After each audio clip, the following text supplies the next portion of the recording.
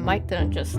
I moved my mic and I think it hit the table, so hopefully that didn't make it too loud. Welcome! It's been a while. Hi, Mahisha? Actually, let me turn off... Nope, that's not the right one. Yes. Sales are gone. Welcome, welcome. It's so nice to be back. There was a few things that I thought I would be able to set up, but I have done a bad thing and become more important at my IRL job than I used to be. So I became so much more busier than I was before. So I haven't had much downtime to set up extra stream stuff, but next week I think I'll have the new stuff ready to show y'all.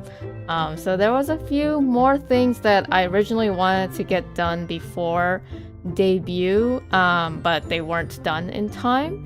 But that was fine because everything that was most needed was done by that point. So there's a few extra things that I think you'll enjoy, but you have to look forward to next week. And I think next week will be perfect because it's going to be before Valentine's Day as well as before Lunar New Year. So yeah, I think it's a good time to have a little mini celebration, I think, to start off 2026. Yeah, so yeah, the stream title is interesting because I took January off as my break month. I didn't originally plan to take a break from YouTube, but that's what ended up happening as well.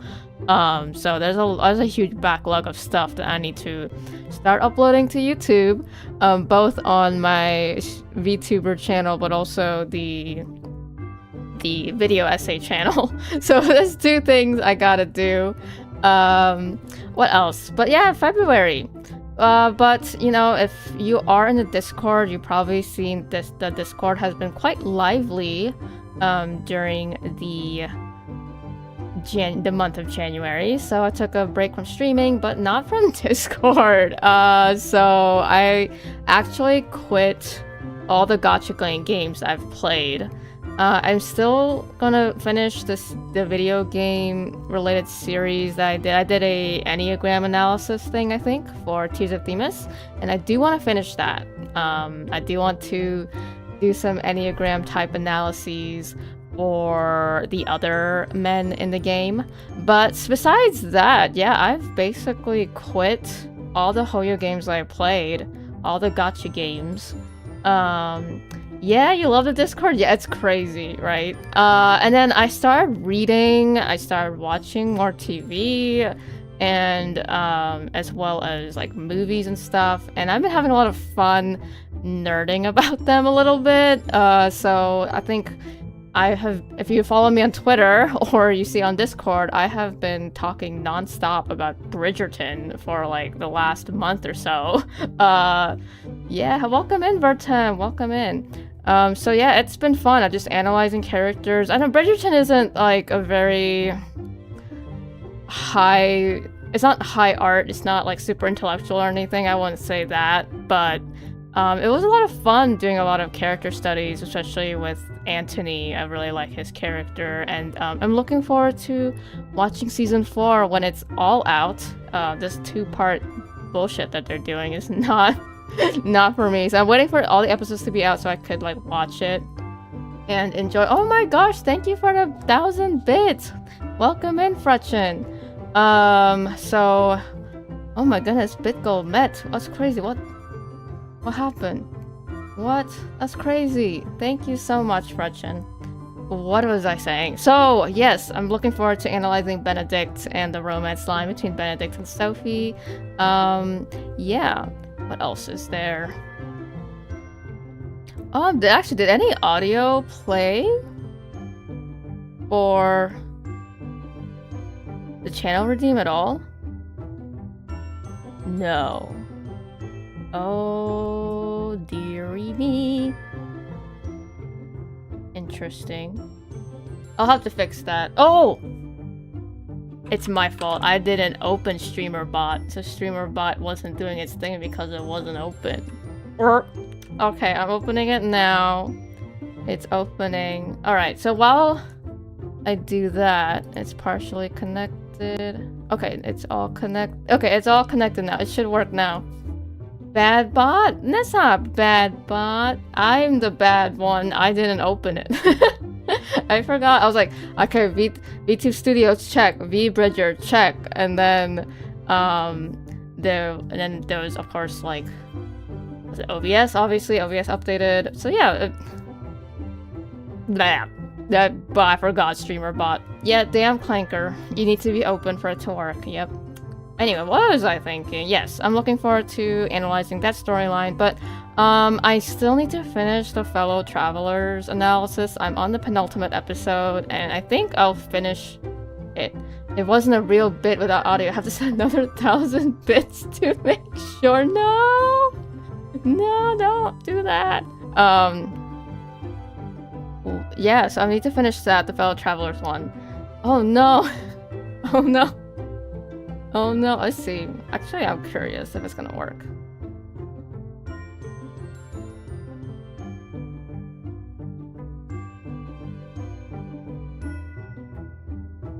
But, yeah, Fellow Travelers is, like, really good TV, I will say. Like, it's, how would I say it? It starts at the 1950s, if you're not familiar with the show, and it's about the Lavender Scare in Washington, D.C. during the 50s.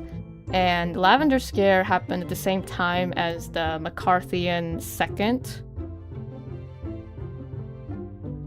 Did it work? Did anything happen?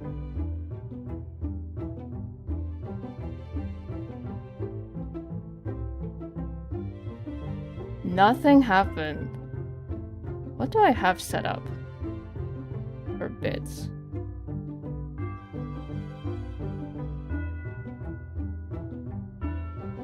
I don't think I have a sound set up for the bits here, but there should be something that happens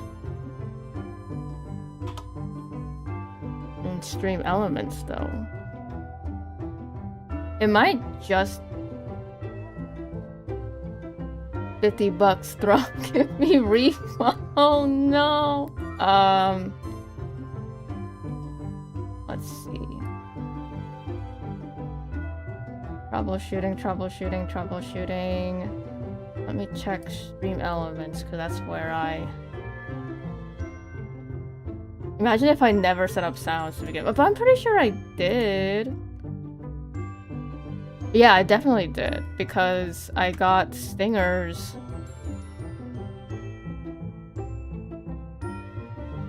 Stream Elements not connected?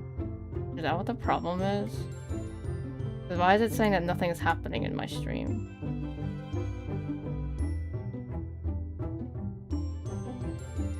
Bad bot. It's bad bot for sure.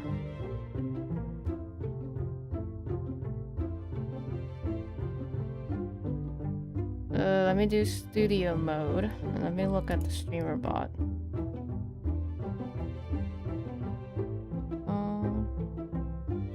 Or maybe the problem is me. The problem me.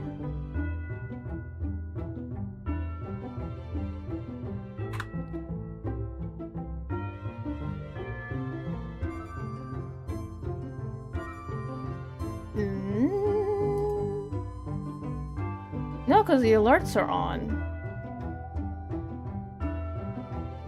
Right?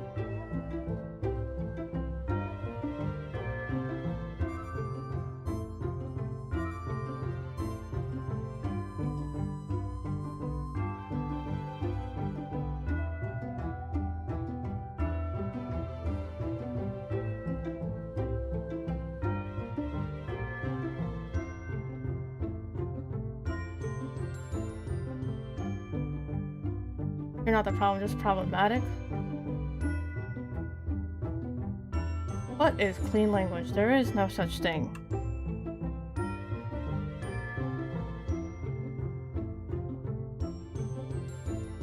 Okay, looks like something happened.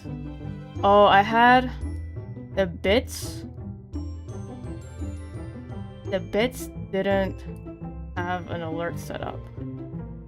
I only had alerts for channel points on the Twitch alerts. And then for stream elements, let me check stream elements.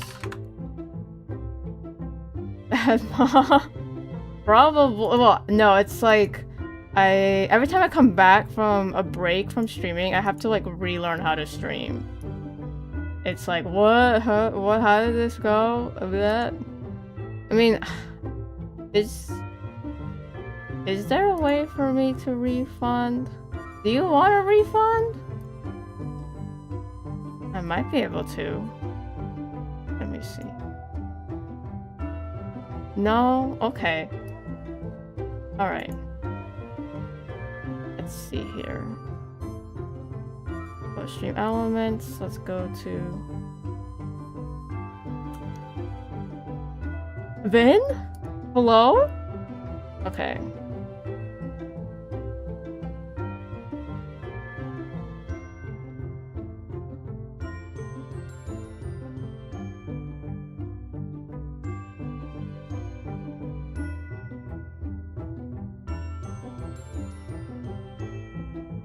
Oh my goodness.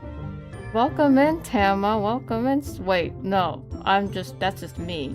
That was just me testing. Wait, but... Wait, how did that work? Oh.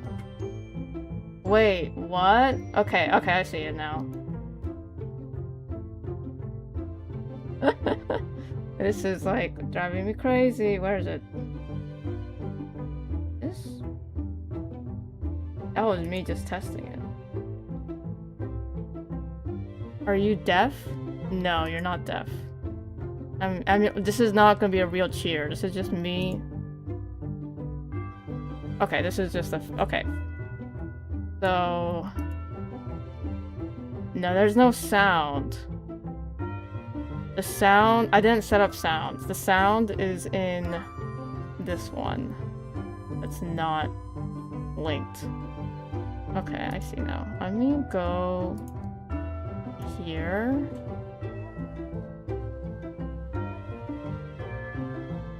Settings, event settings, gear event, or chat event. Okay, animation settings, that doesn't do anything. Doesn't let me add sounds, do they?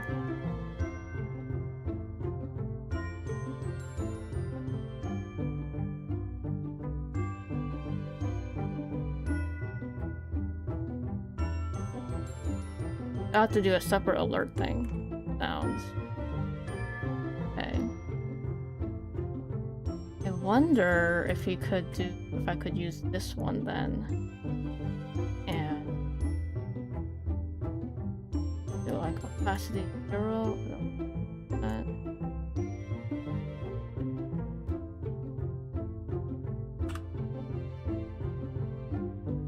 Okay, and then I think this will add the sound. Why are you plagiarizing Scuffa with your Scuff stream? I know, right? That's her thing. It's not supposed to be my thing. I'm supposed to be better than her. Don't tell her I said that. Okay. I do not cheer. I will do the cheering. It's gonna be fake.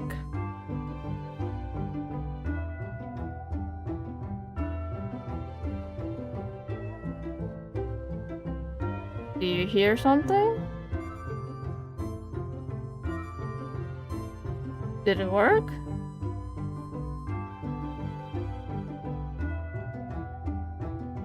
Just be better than the what?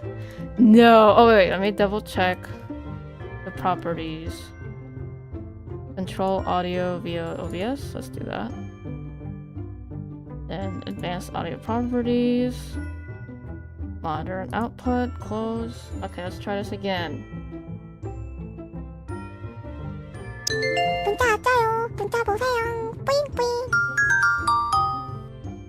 Do you hear something? Okay. Do you hear? What the? You hear that? Okay, I'm gonna turn the monitor off. That's echoing to me. Meep. All right. Okay, that worked. That's. Yay. All right. So, as I was saying, I started watching TV again. Oh my gosh, I lost the views. I lost views because of the scuff. Anyway, so I started watching TV again. I was watching Bridgerton and then watching Fellow Travelers. I still need to finish my analysis of Fellow Travelers on the penultimate episode. Bertram abandoned us. Yeah, he did. And then, what was I saying? And I started reading again, too. I think that was the biggest change, because I have not read for leisure probably since 2016, 2017. Technically, I read a lot during college, and I will say a lot of the readings I did in college were enjoyable. It's just that I can't strictly call it for leisure because it was for a grade.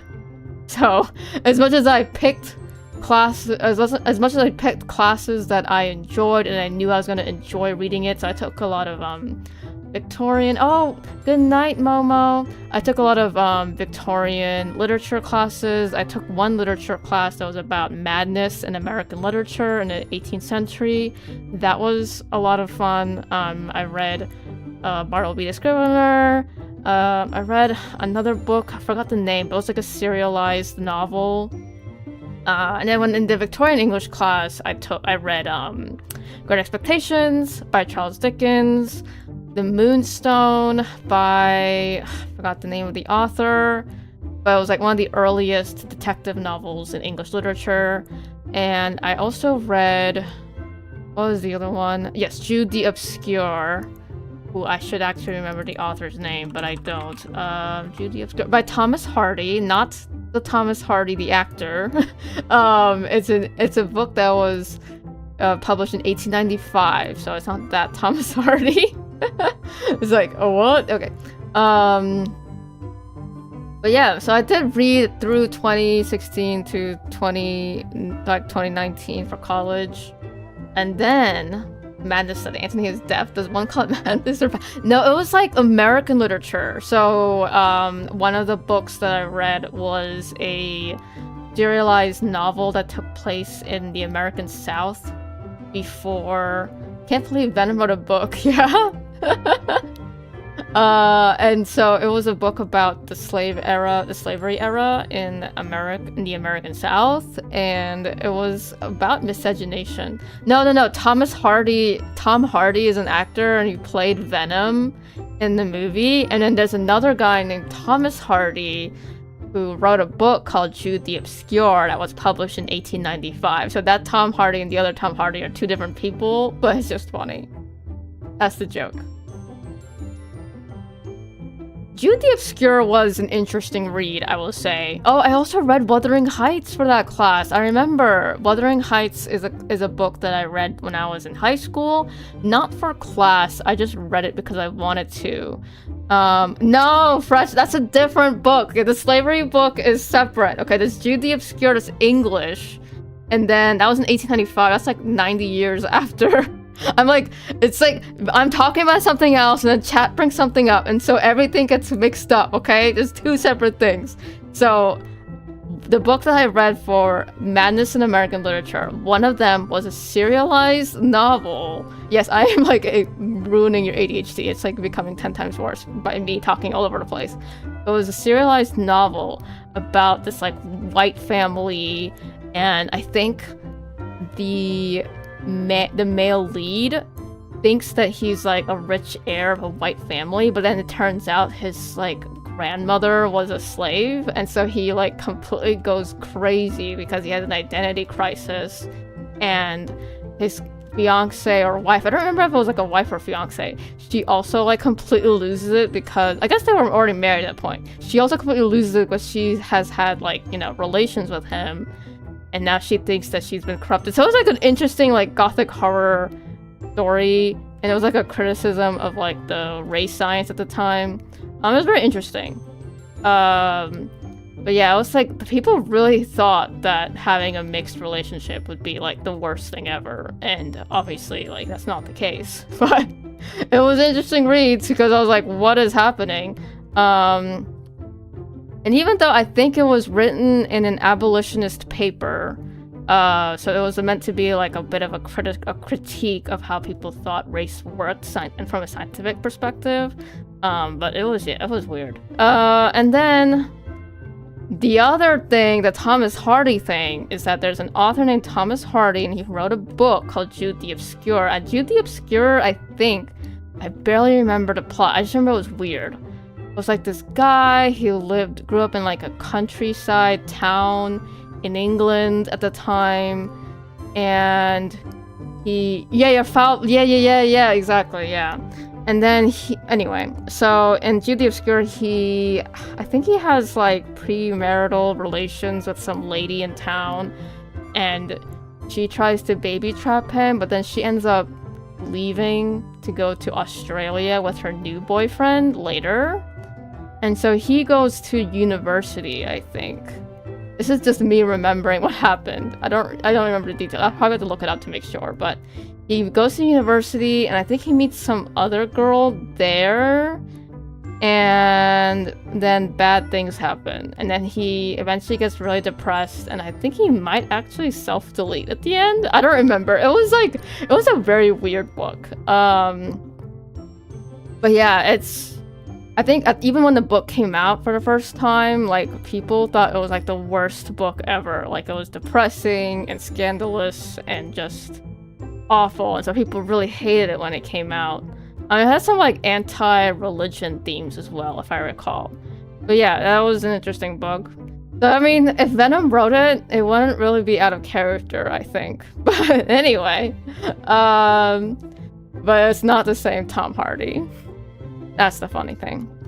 And I did read Wuthering Heights for that same class, and there's a Wuthering Heights movie coming out soon, next week, I think, right? February 13th.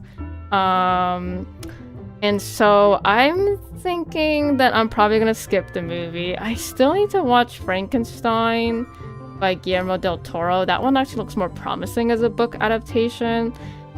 Part of me, I feel bad because when I see Jacob Elordi, I just think about his time in that cringe Netflix movie series called The Kissing Booth, and I'm like, does he really have like acting chops to do Frankenstein's monster? But turns out he probably does. He's gotten nominated for a few supporting actor awards, and Guillermo del Toro seems to think that he's great at acting. And also, like, from the interviews I've seen of him with other actors or with directors or other people, he seems very professional and interested in learning more about the acting as a craft, so I respect that. So I'll probably look at it. And I already was a fan of Oscar Isaac, so yeah, I think the movie will be worth watching. But Wuthering Heights, I'm skipping. I think I wouldn't have been as weirded out by the casting of Wuthering Heights if it wasn't for who they cast as the Linton family.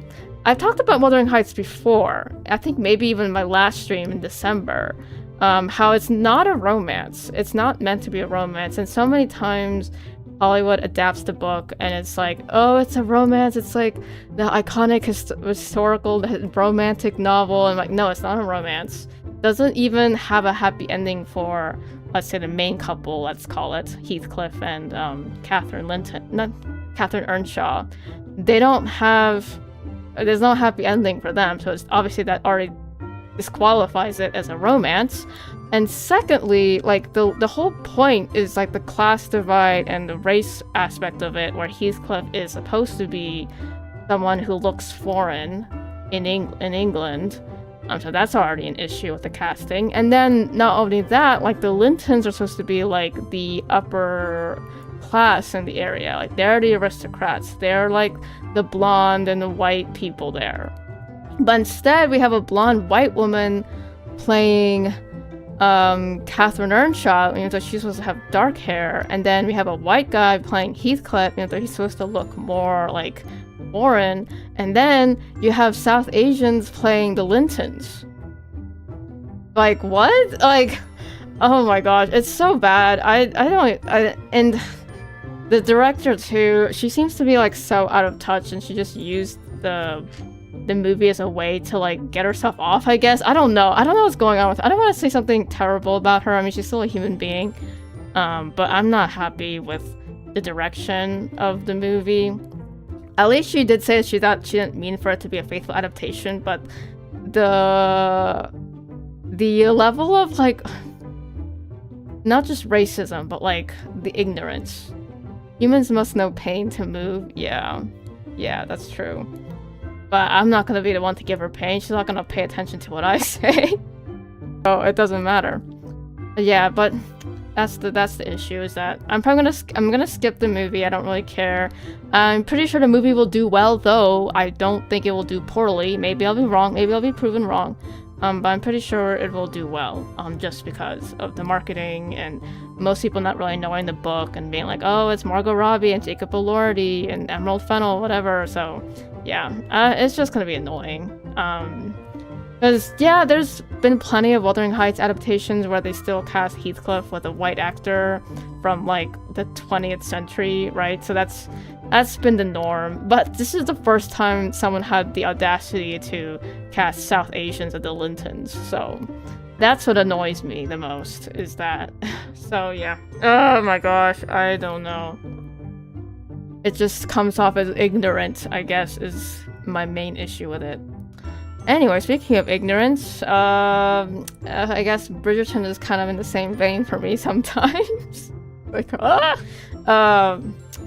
that's enough talk about that. So what I wanted to do today is, I was thinking about playing Baldur's Gate 3 at first, but I think I'll wait to do that. I think I'll do that next week.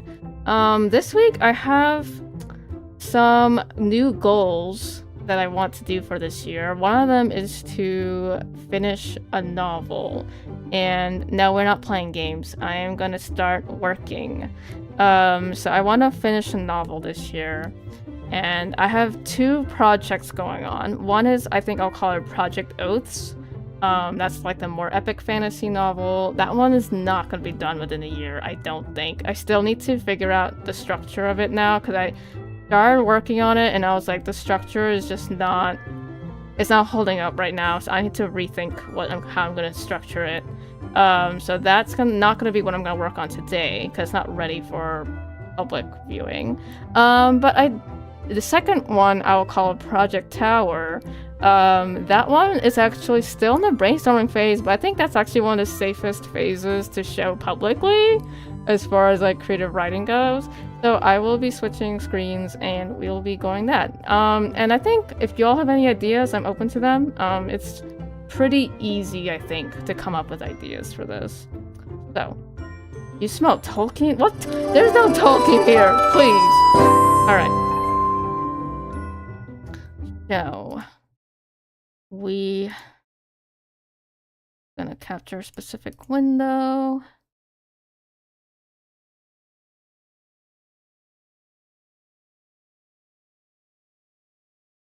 The transition timing? What do you mean? Is it bad?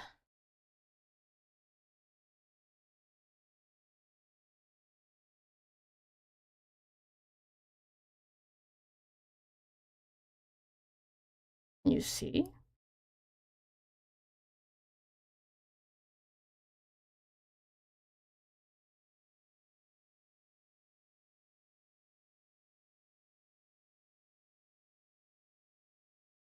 I think I know what's going on.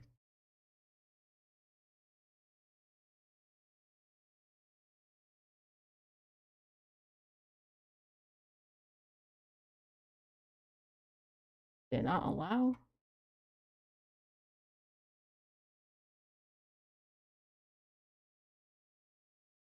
You know what? Have to do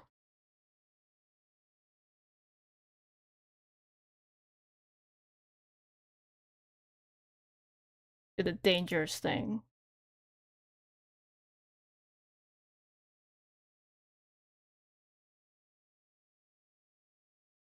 Yep. This one. Hello! We will move you back. Alright.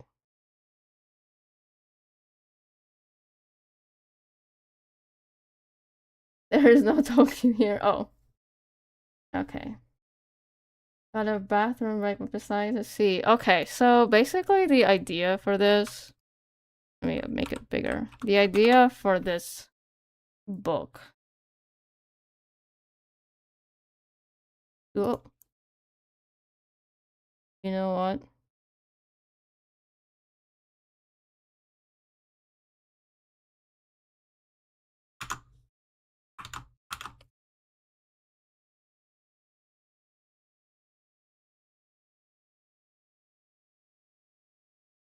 Okay, this is what I want to do.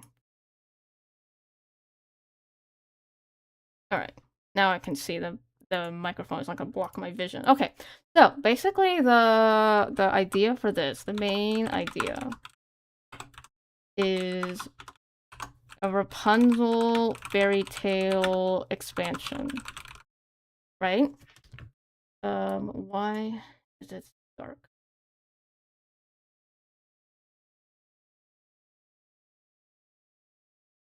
Okay, can y'all see? So basically, if you're familiar with the Grimm fairy tale, right? The Grimm version of Rapunzel has Rapunzel being born not to a royal family,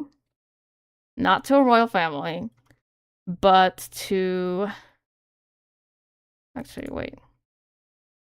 Let me add some music.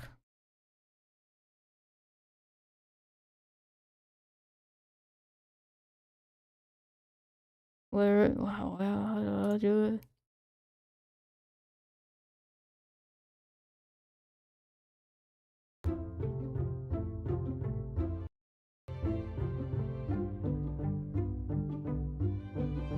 Okay. Alright. So, the main thing is Rapunzel is born to a farmer, I think, and his wife. The wife was the one who craved the Rapunzels in the witch's garden. And so the father stole one and got caught by the witch. Right? And so she demands payment. Why do I put a question mark here? Shut up, Grammarly. Shut up. So she demands payment with firstborn child, right? And so that's how she gets Rapunzel. So that's how she gets Rapunzel in the fairy tale. And then later, there is a prince now. So it's like the reverse of the Disney version. The Disney version has Rapunzel be a princess and Flynn as the not prince, he's a thief. In the movie, he does end up being revealed as a prince later in the show, but it just the movie by itself, there's no indication that he's a prince, right? Now in the Rapunzel fairy tale, there is a prince, right?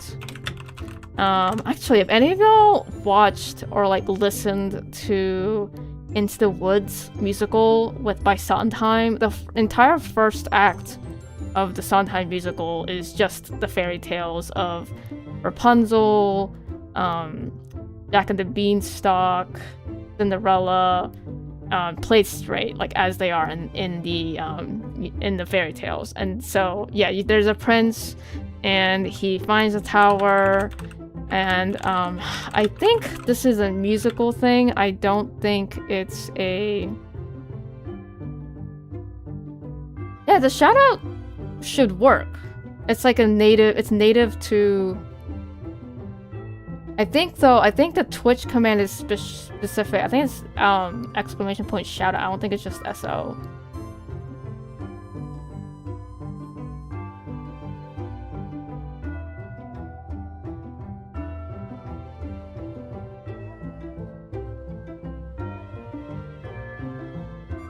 No, I don't think it is just SO. I think it's exclamation point shout out, like the word shout out. I think. I might be wrong, but I think that's how it works.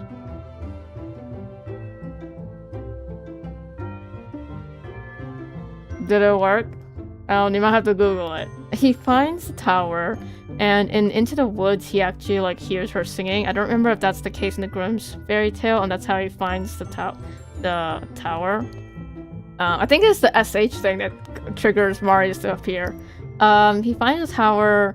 I think this is what happened. He sees the witch climb up. So he sees the witch say, "Rapunzel, Rapunzel, let down your hair." And so Rapunzel lets down her hair and helps the witch up. And then the witch leaves later. And so he goes and he's like, "Rapunzel, Rapunzel, let down your hair." And I think he actually mimicked the witch's voice, at least to the best of his ability. And Rapunzel helps him go up. And then she realizes that he's not the witch. And they fall in love. That's how they meet. They fall in love. And they continue having these secret meetings whenever the witch isn't there.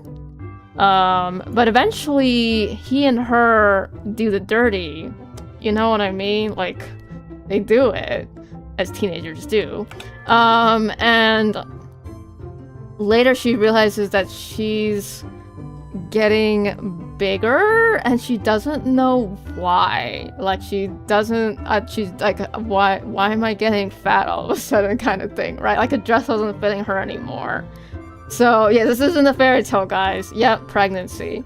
So the witch finds out because of that, and that's what makes the witch flip. Like, the witch flips her shit, and so she punishes Rapunzel by cutting off her hair and then sending her off into like the wilderness.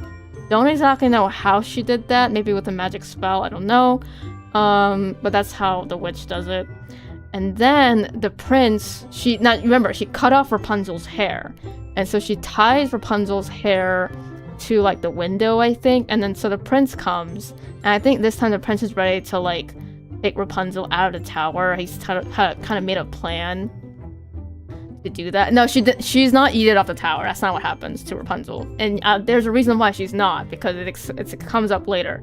The prince, he thinks Rapunzel's still there, and he's thinking about taking her home to the palace. And he shows up, and he's like, "Rapunzel, Rapunzel, let down your hair." And so the witch throws the hair down, it's a wig now, basically. But she throws the hair down and just tied up to like the window. And so he climbs up, thinking it's Rapunzel letting down her hair. And then he realizes that Rapunzel's not there, right? And so he's like, "Where is she?" And the witch is just like, "You're never gonna see her. She's gone." And so he freaks out and he like grabs the hair and like jumps out the window, okay? So this is why I know that Rapunzel didn't get yeeted, because the prince was literally committing self-deletion by jumping out the window. But he actually does not die. Instead, there was like some thorns in the below the tower that like catch him, so he doesn't die, but he gets struck in the eyes by the thorns and he becomes blind, right? So the prince becomes blind and he wanders through the wilderness as a blind guy. And then he eventually, after some years of wandering, he finally comes across Rapunzel, who's been stuck in the wilderness too, and she's given birth to twins at this point. And they reunite.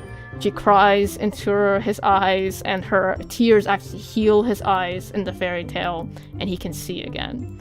And then they reunite and live happily ever after. And also, because the prince had taken the hair right with him as he jumped, the witch is stuck in the tower, and so she basically starves to death. So yeah, that's basically the story. There's a bit of a plot hole though, because if the witch is able to use a spell to send Rapunzel to the wilderness, then why couldn't she just leave the tower with the spell? I don't know. But regardless, that is the fairy tale by the Grimm brothers, right? She brought to use spells, what the hell? I don't know. Or maybe she lacked the materials, like she used certain materials to send the spell, and then she didn't have those materials and she couldn't leave the tower to get those materials. I guess maybe that's the issue. I don't know. But yeah, that is the story. And I always thought that it would be interesting to write a story about what happens when the two lovers are separated. So the idea is that the novel would start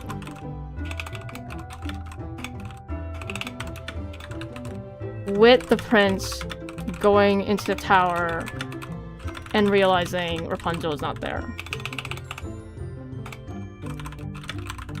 A confrontation with the witch, and in his thought process, in his decision, good night, in his decision to grab the hair and jump out the window, right? And then he would become blind and have some adventures before reuniting with Rapunzel. Rapunzel 2 would be, we would have her POV in surviving. I'm still not sure about if I'm gonna keep with the pregnancy thing. I don't, because in the Solace's welcome back. Basically I just went over like the original Grimm fairy tale of Rapunzel. And it's definitely scared a few people, I think. But basically I want to write pregnant. Who pregnant? Rapunzel is pregnant in the Grimm fairy tale. I just don't know if I'm gonna use that or not. Maybe? I feel like there's some... I think I can make it work. Because I think the whole idea is to stick with what was originally set up in the fairy tale. Look up Lath, if you want, go to Wikipedia and look up the Rapunzel fairy tale and then come back. Who the father? The prince. The prince is the father. So forget the Disney. Disney is not real, okay? We're gonna forget the Disney version. We're gonna look at the Grimm version, okay? The Grimm version of Rapunzel, right? Yeah, she's a witch. Alright. So the novel will start with the prince going to the tower, realizing Rapunzel is gone, confrontation with the witch, and then, you know, he becomes blind and surviving the wilderness with her twin babies. No, she did not sleep with another man. There is only one man. I'm just saying the Disney version does not exist. Like the whole like Flynn and the Rapunzel, whatever, not like that's not a thing here. Okay, we're using the Grimm version.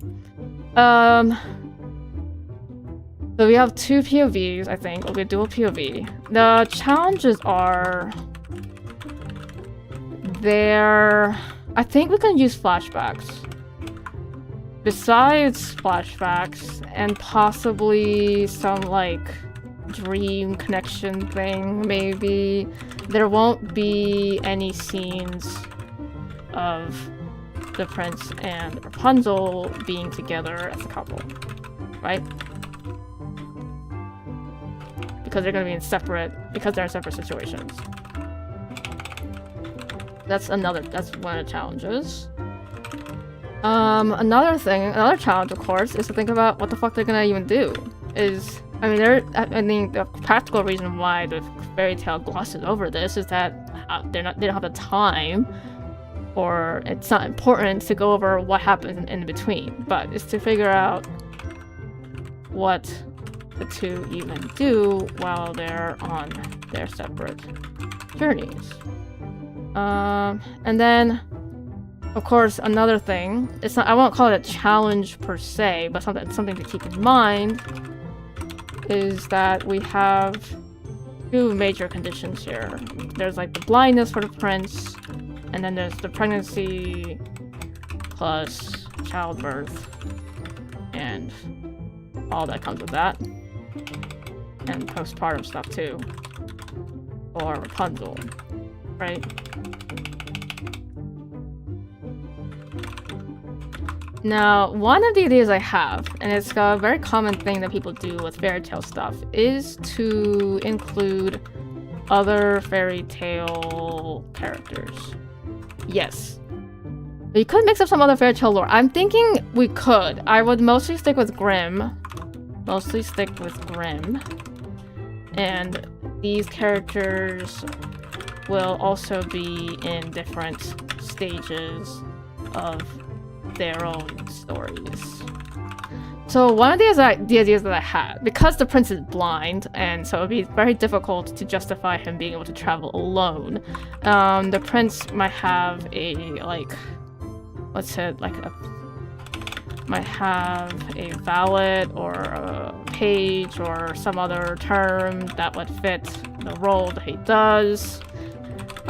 Would be maybe like a grown-up version of Hansel from Hansel and Gretel.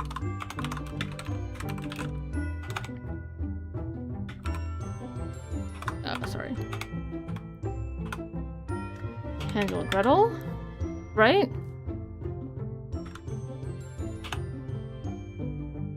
It might be, but there's also like Shrek has this, Once Upon a Time has this. What's another one? Yeah, Jump Scare, yes. What was the other one? There's another. I'm trying to think. I don't know if y'all know this, but like Ever After High with like Apple White and stuff like that. That was also a thing. And Raven Queen, Apple White. It was like one of the. It was like a Mattel brand thing. It wasn't Barbie, but it was a different thing. But that had a fairy tale world, and there was Happily Never After. I don't know if y'all remember Happily Never After, but that was also like a fairy tale universe. But yeah, there's a lot. Once Upon a Time isn't the only one.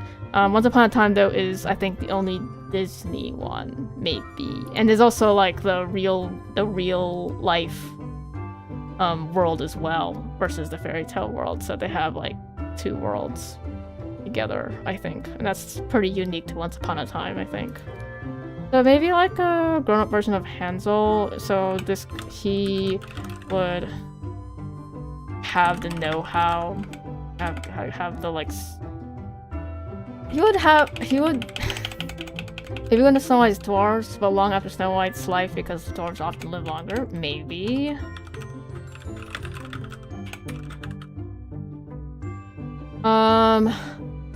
And since like thorns are such a theme, we could also have like Sleeping Beauty, and her prince. Because their whole thing is also thorns, so they share that. So that's I could think about including them somehow.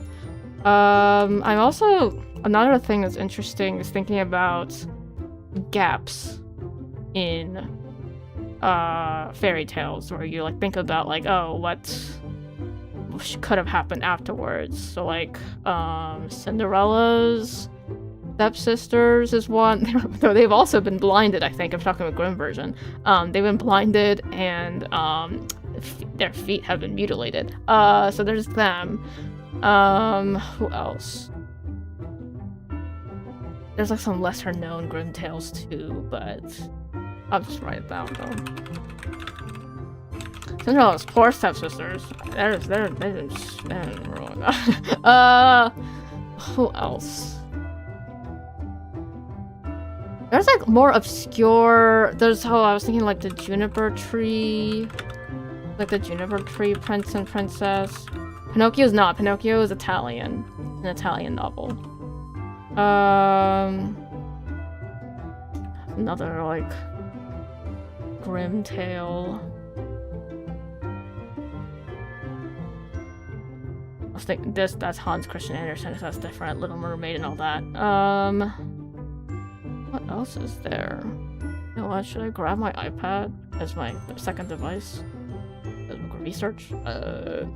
This is when I need a third monitor because I'm using one per monitor for OBS and one monitor is being used as a display sharing thing. So it's very dangerous for me to go to another tab. What else? Or I could use my phone. You know what? I'm just grabbing my iPad.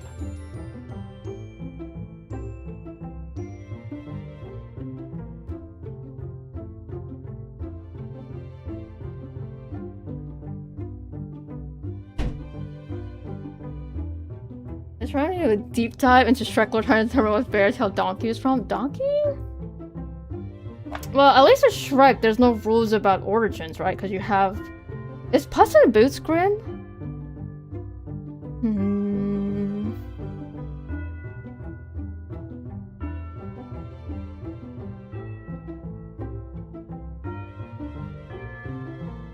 European... No, it's Italian and French. Okay. Fine then. Oh, maybe Little Red Riding Hood And Jack and the Beanstalk too, I think, is probably one of them.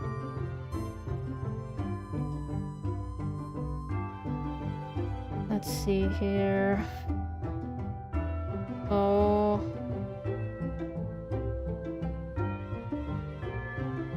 Girl without hands? Oh goodness. I remember the juniper tree. Is it the Six Swans is the one with the woman and her 6 brothers who turn into swans. I like that fairy tale. Maybe it's like one of the Swan brothers. When they're still a swan. That's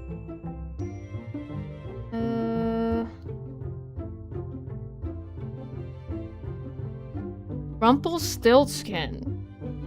How would I forget? I don't know where Rumpelstiltskin would fit in here though. Maybe like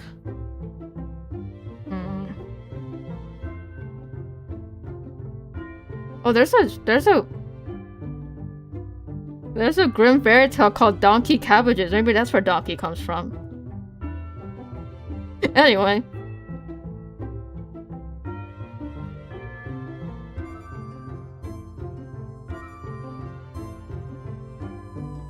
What in the world? I'm not gonna say that. I'm not gonna say that out loud. Something anti-Semitic. What is happening? Okay.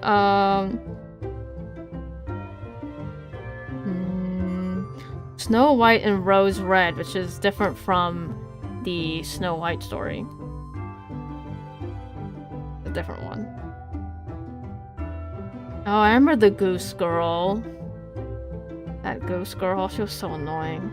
I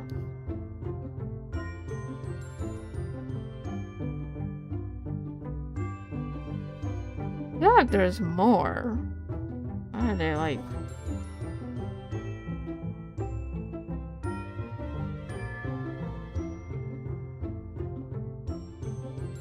The fisherman and his wife with the fish.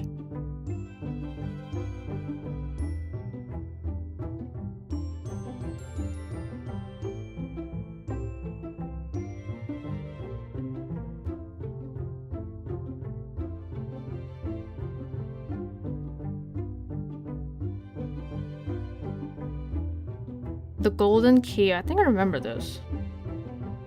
I think one of my VTuber friends, Indie Brambles, I think she did Grimm Fairy Tales reading videos, and so Golden Key was one of them.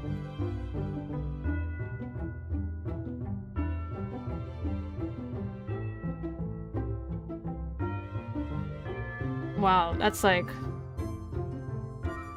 the most cock-blocky story I've read. Anyway.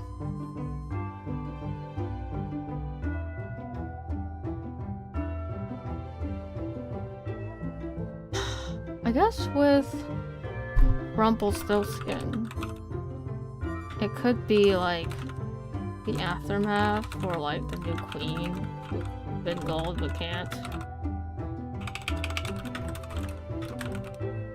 So there's that. That's an interesting character to think about. What else? I don't think Three Little Pigs is Grimm. I don't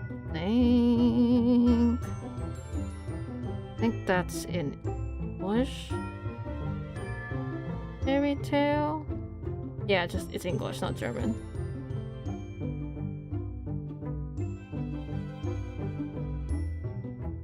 Oh, what was removed? Wait, Puss in Boots is in the 1812 version, as well as Bluebeard and the Frog Prince. And the Princess and the Pea. What about Ichabod Crane is an American. It's an American fairy tale. More like a horror story, but a ghost story. But that's American. I think. I mean, double check. The one with the pumpkin. Sleepy Hollow. Yeah, it's by Washington Irving, who is American. Yeah. That's an American story. I was correct. My brain. The Puss in Boots I can use because it was in the 1812 version. Frog Prince.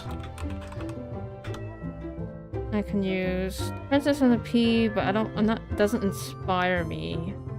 And let me see, Little Red Riding Hood. I need to double check and make sure what book that's from.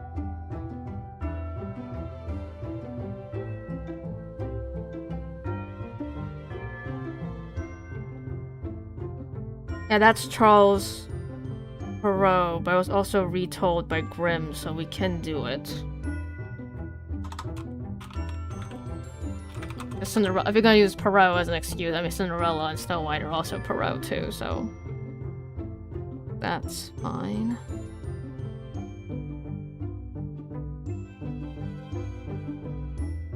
So the Grimm version has them has the huntsman cutting the wolf open, because in the Charles Perrault version, that's not how it ends. The Charles Perrault version is actually worse, because in the Perrault version, the wolf wins. Interesting. Anyway. Little Red Riding Hood. And Jack and the Beanstalk, I need to remember that.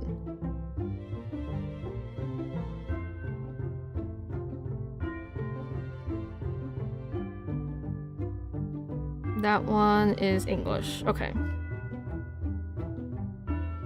Jack the Giant Killer is a Cornish tale. Happened during King Arthur's reign. I didn't know it was Arthurian. An ad break is starting soon. I will be back. Once the ad starts, I will switch to BRB, I think. The Red Riding Hood. I think...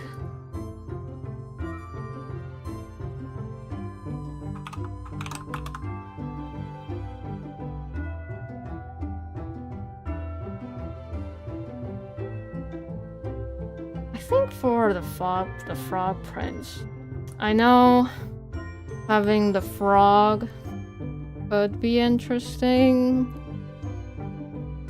but I might be more interested in the girl and the princess who has the golden ball.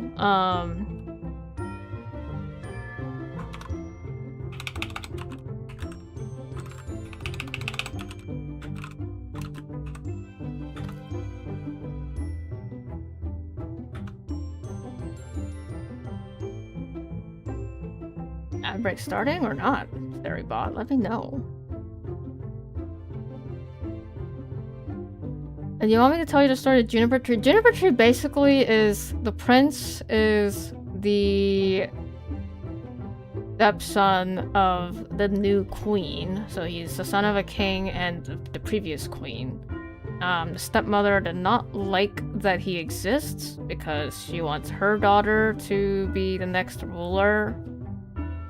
And so he kills the prince, and actually, okay, it's ad starting. BRB.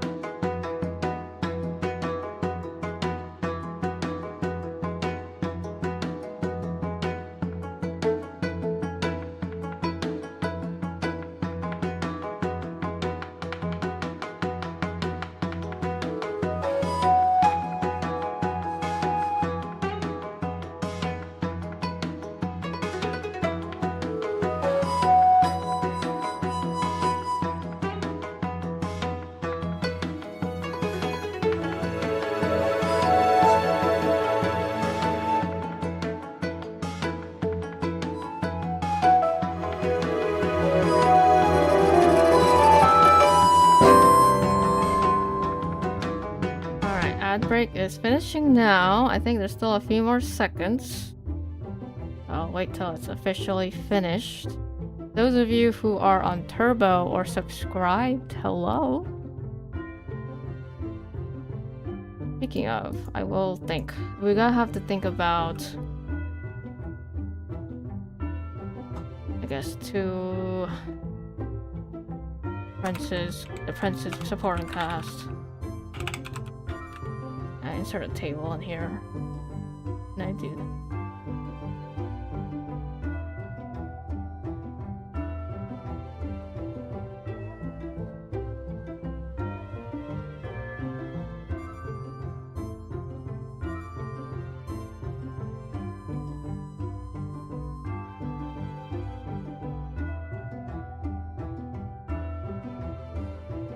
Either. I guess it's a supporting cast versus Rapunzel's supporting cast.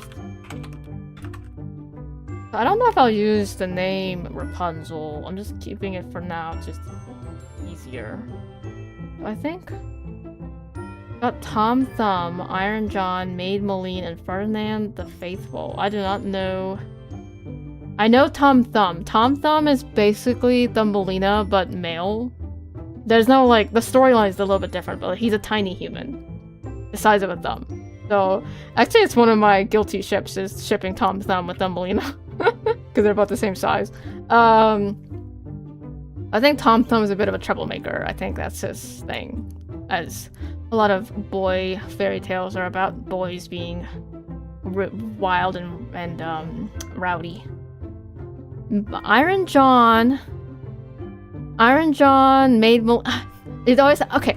I'm not always a shipper, so when I watched what am I thinking? Like when I watch something, I usually just go with whatever is the canon romance if there is one, and then if there's not a canon romance, I don't really care. What's a good example of that? Too many of the things I watch have romances in them.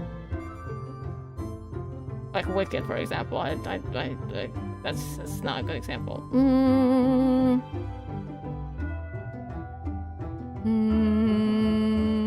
The last two shows. Oh, well, I guess Wizard of Earthsea, like, I read that and I wasn't like for any ship. I mean, there wasn't much to ship anyway, but there's not that many characters.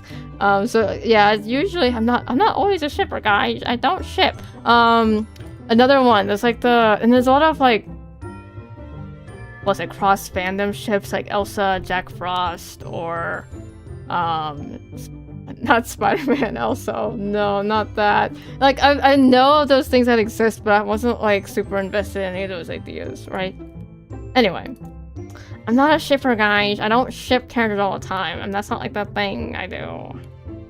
I just care about the story. Now I will say I was thinking when I was trying to think of an example, the only thing that was coming up in my mind was Avatar: The Last Airbender, and that is actually one of the shows where I had opinions about the canon couple versus what I thought would be better if they were to end up together at all. I did not like Aang and Katara as a couple. I did not. I know.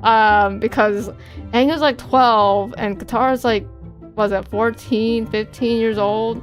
No way. Just no. If I was when I was 14, I was not looking at 12-year-old boys like that. Anyway, I did not ship it. I felt so forced. Now, did Zuko and Katara have to end up together? I don't think so either, okay? Like, because I feel like there's a lot of logistical issues about how their relationship would work afterwards versus, like, Zuko and Mei being together. I think Zuko and Mei being together is probably, like, the path of least resistance when it comes to, like, her becoming the Fire Lady versus, Katara has like a mission and a goal and things that she needs to do with the Water Tribe. She does not have time to be Fire Lady, so yeah. And as much as I think Zutara would have been an interesting idea, I just don't see them as endgame. Like, it just wouldn't have worked. The only thing that matters is Toph and Sokka. Yeah, I agree. And they never confirmed it. They never confirm it, even though you can kind of tell based on how one of Toph's daughters look. He does kind of look like Sokka to me, so that's probably the best evidence we have, but it's never confirmed. Anyway. So the princess supporting cast is Rapunzel. I think with the dwarves are more likely to be with Rapunzel, I think. Right? So let's do that. Ooh. And the princess supporting cast, I would say the grown-up Hansel. And therefore Gretel might also appear. So this feels like more. I don't have any ideas for this one. This is more like in the background. For now, I don't have any ideas. I think they might cross paths with Sleeping Beauty's prince. Who's trying to find a way through the thorn thickets? Maybe. He's also got beef with thorns. He's got beef. The juniper tree is just, it's a fairy tale that I like because of how crazy it is. But I don't exactly know how it'll fit. So basically, in the juniper tree, the prince is the stepson of the new queen. She has a daughter. And I think the daughter is, I don't remember if the daughter was a stepsister or a half-sister. I think half-sister, but I might be wrong. But anyway, she doesn't like that the prince exists because he's not her spawn, and so she kills him and puts him into a meat pie and serves it to the dad. And this is a common trope in Grimm fairy tales, because I think this happens in Sleeping Beauty as well. But anyway, so he gets eaten, he gets killed, right? But he actually didn't die because he became a bird, because his bones got buried by his half-sister under the juniper tree, and the juniper tree is actually the spirit of his mother, and so she revives her son and makes him into a bird. And so that's what happened. He's like a bird now. And eventually the king finds out because of the bird and the juniper tree, and he figures it out, and so he punishes the queen. And so the bird becomes a prince again. I think that's what happens in the juniper tree. It's like a crazy story. That's why I like it, but I don't know where exactly this would fit in. Obviously this would be, if it was gonna fit in, that would have to be with the princess supporting cast, because they wouldn't be in the middle of the wilderness. The 6 swans, we could have that person in the wilderness. I would be worried about potential shipping issues, but we'll see. We'll have to see how that works. Little Red Riding Hood will also be in the wilderness. And or Big Bad Wolf. Big Bad Wolf. 1 or more. Always dwarves. Rumpelstiltskin. This one could be one of the kingdoms to end up with. And there's also some... I can't help but do a little bit of political world building, but we'll work on that later. Puss in Boots. This will be Puss in Boots after the fairy tale, I think. I think he's in his own adventure now, in another adventure.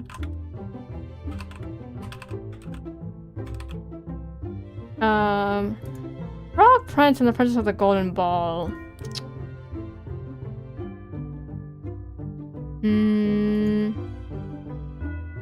I'm not sure about this one. Let's actually look. I might have to read fairy tale to think about where in their story they should be. I don't want to deal with him being a frog. I feel like that's overdone.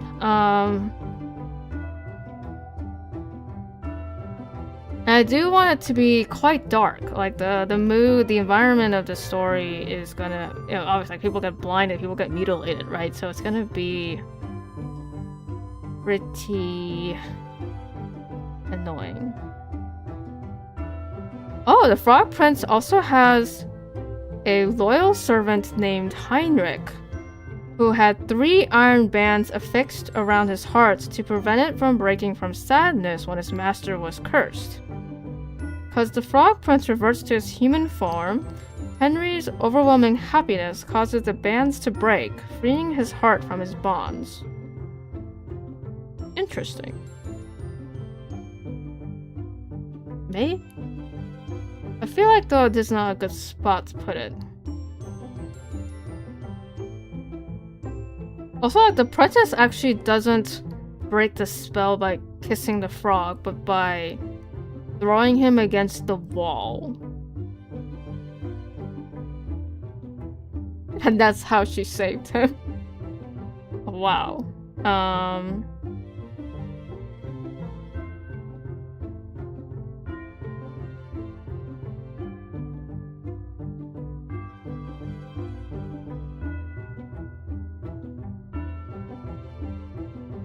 Interesting.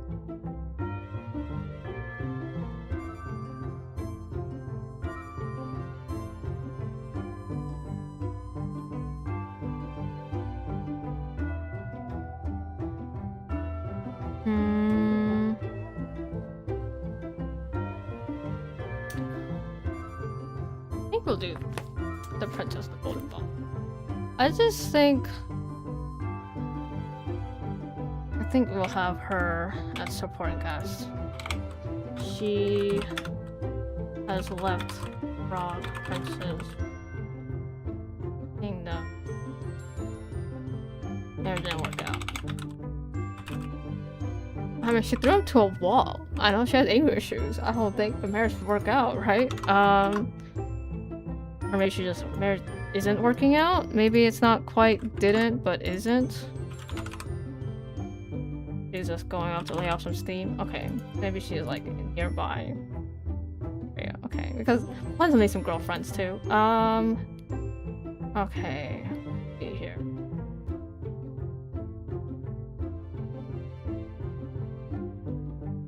No, political stuff. I don't want it to be.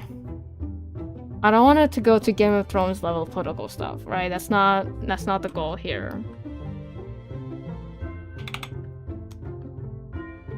I think though, there are obviously so many princes.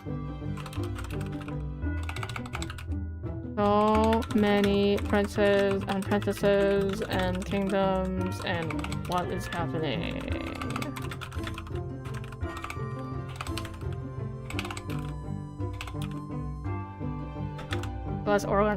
That's always bothered me when it comes to worlds that combine all the fairy tales into one place, because there's so many issues with that. One example actually is Descendants, where they have the prince, the son of Beauty and the Beast, but then there's also a prince who's the son of Cinderella and her prince, and then there's another. It was just like driving me bonkers. The Maiden Without Hands, I vaguely remember that one too. It's like, is she the one with the creepy father, and so she cut off her hands? Is that what it was? Or am I mixing it up with another fairy tale?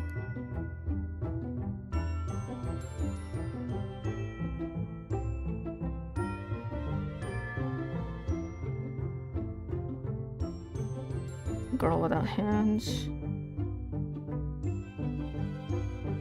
No, this was the one. He's the Miller. Oh, it's the devil one with the Miller. Okay. I see now. And she has new hands made of silver.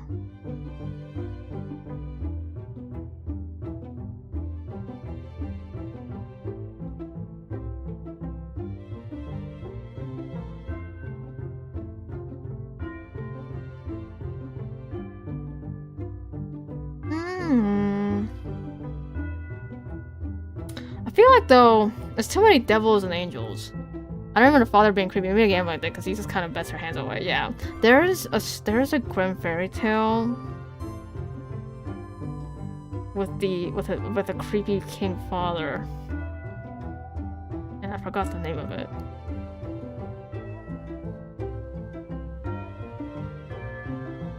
Maybe it's not Grimm. Maybe it's a different one. It was like. It's a donkey skin? Is that it? Okay. That's Charles Perrault. Okay. Yeah, that one was creepy. And Charles Perrault has like...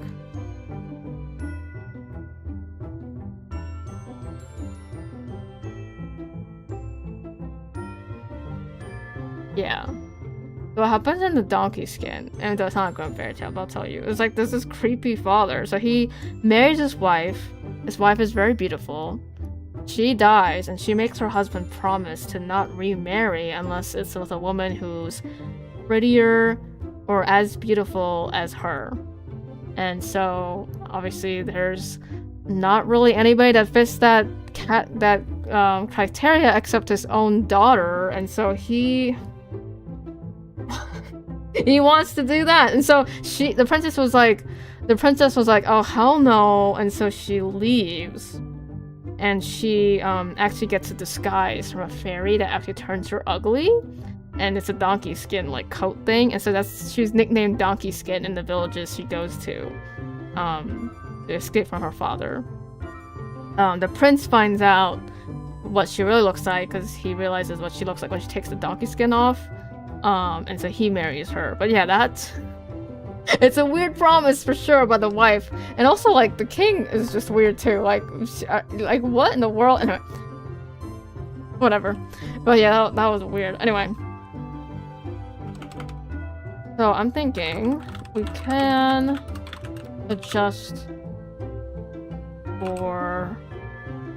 titles a bit. So the thing is, with medieval Europe, there's a lot of lords who actually rule the land they're in charge of, right? And even if there's a king over them, the king lacks the absolute power that kings get later, right?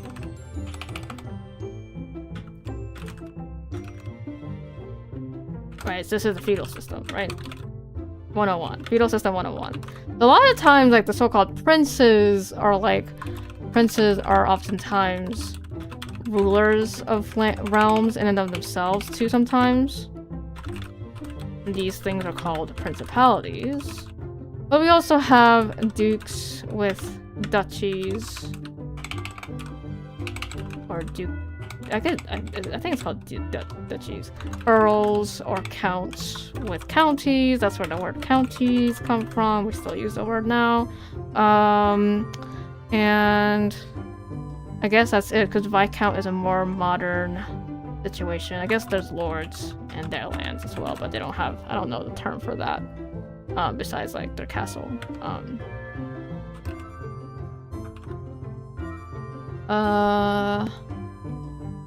Barons and their baronies. So we have kings with kingdoms, princes with principalities. Now princes can also be or son of a king, so that's different. There's two different things, right? So you can still have a prince who's the son of a king, or a prince who's ruling the principality, right? So a famous principality, I guess, would be Monaco in Europe. I don't know if y'all know Grace Kelly, the Hollywood actress, who also tragically died in a car accident, very similar to what happened with Diana. But she was in Hollywood, and then she married the Prince of Monaco, and she became the princess. But there is no king of Monaco, it's just prince, right? It's a principality. That's a good example, I think. Anyway. So I think with the Rapunzel prince, I would say I would actually put him as son of a king, not the crown prince. And there's some instability regarding the crown, regardless, which is what causes him to not return home,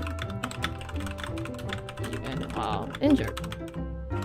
Also, like, maybe there's a stigma around blindness. Maybe. I'll put a pin in that. I don't know if that's gonna be a thing. And he will cross into areas ruled by other fairy tale characters or generic rulers types. Right? So So that's the idea with that. I think Puss in Boots is actually specifically with a duchy, right? Duke of Carabas, right? Made up a title and everything.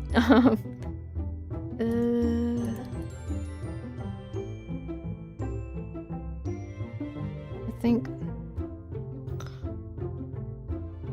Sleeping Beauty's prince. I think some of the princes could be changed into like sons of dukes too.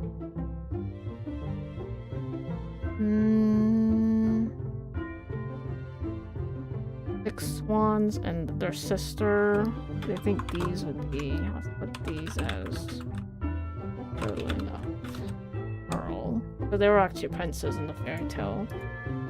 Puss in Boots, that's like connected to the duchy. Here's the golden ball. That one is like maybe a principality. Thing is though, if the frog prince was turned into a prince, then a frog who ruled his kingdom in his stead when he was the frog? He turned into a frog when he was a boy though.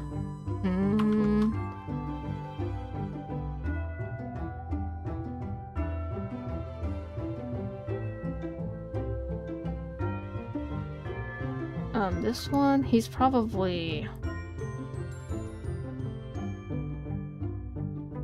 son of an earl. I mean, son of a duke. Son of a... I always think I'm gonna say a swear word after that. Son of a duke, and Sleeping Beauty's kingdom is long dead.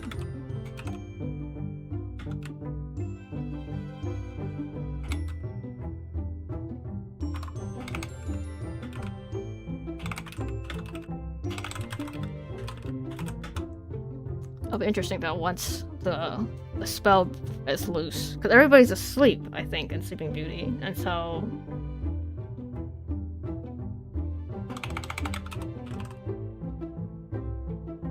I guess I should say something not politically. I say politically irrelevant. Make things easier. New queen, Rumpelstiltskin.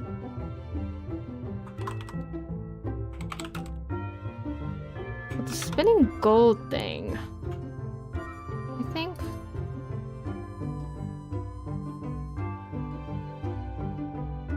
Let me look at the Rumpelstiltskin story. I think king would be too much. It doesn't quite fit, I think.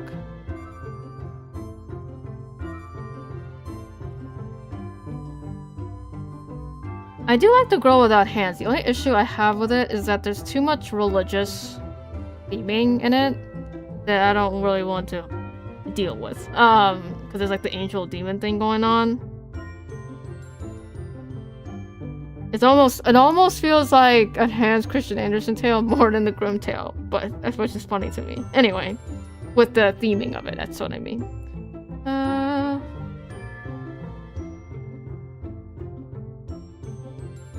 Miller, both so you can spend gold.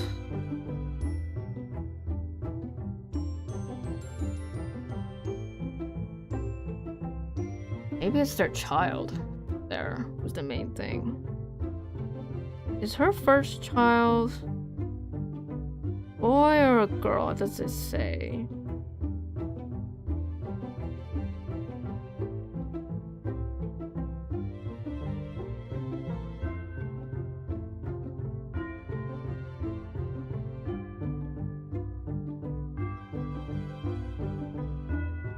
I don't think it's terrifying. Baby. It's not satisfying. And once upon a time, it's a...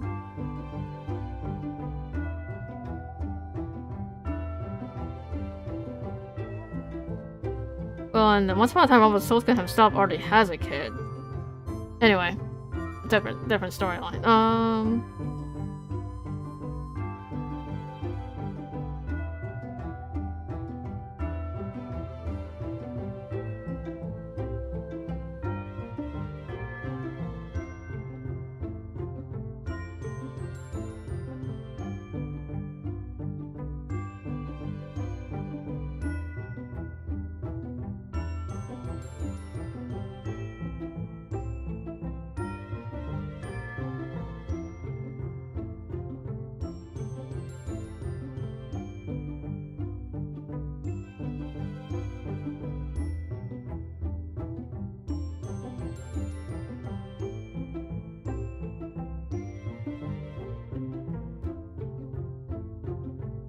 Speaking of, isn't the Pied Piper what from that?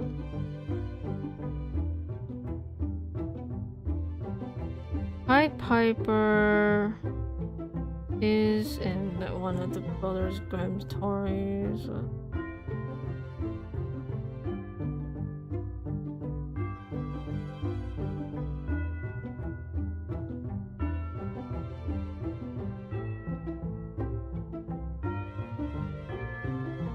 I guess I think the Pied Piper would be one, like, prettiest people, but.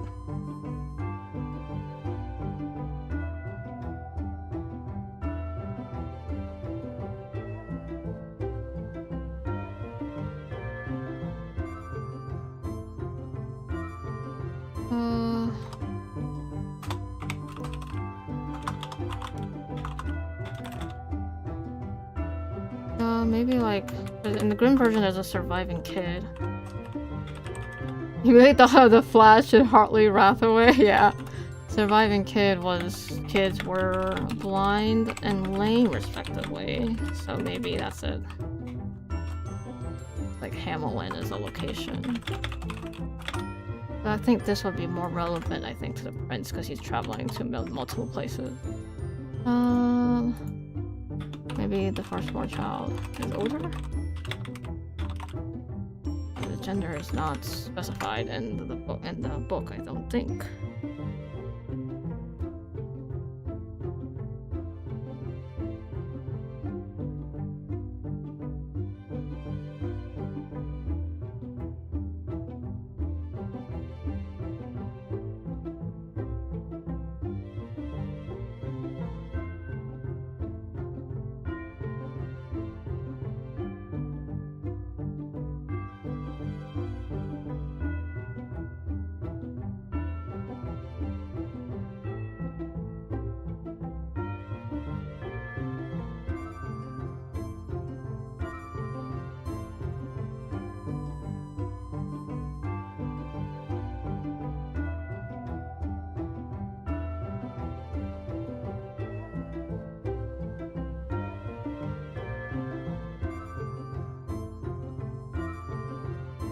I mean,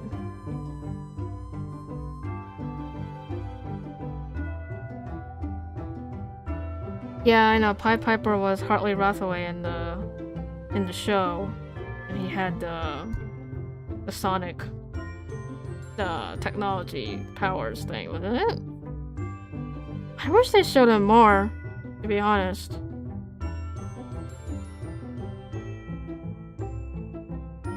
Right.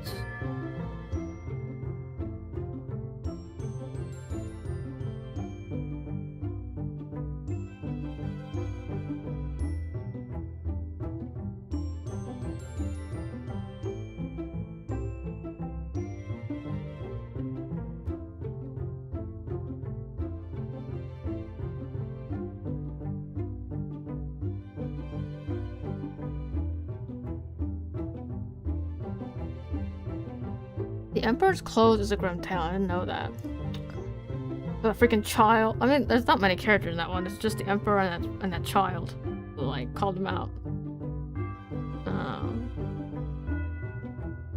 I almost looked up Emperor's New Groove, guys.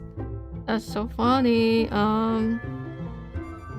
Yeah, this is no, that's Hans Christian Andersen.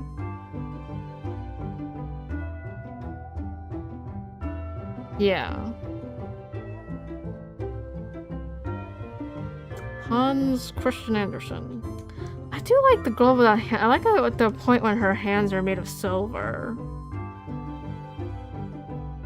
Her and her child. So maybe I'll take out the angels and demons thing, but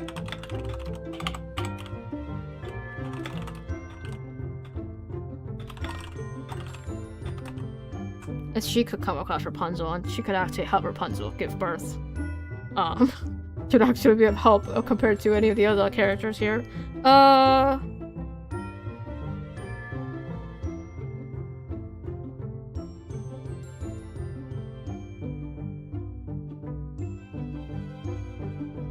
Oh, whoa. Maybe I didn't remember the creepy father thing because there are some versions of the girl without hands that does have that. In, like, the Basil version. Cool. Anyway. Not the common form, though.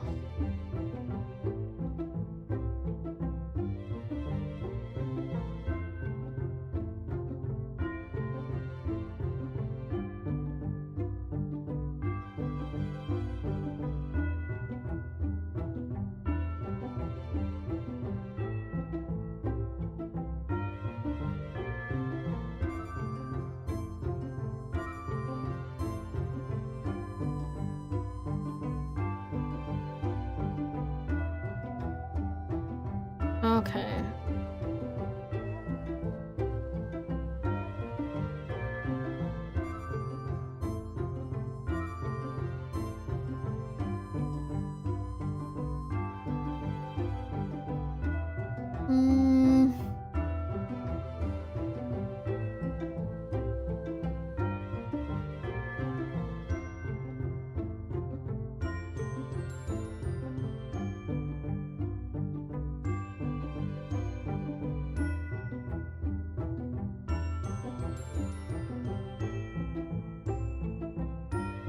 I guess a son of a prince is also called a prince. Interesting. Hereditary prince. Maybe there's there in a principality. Well.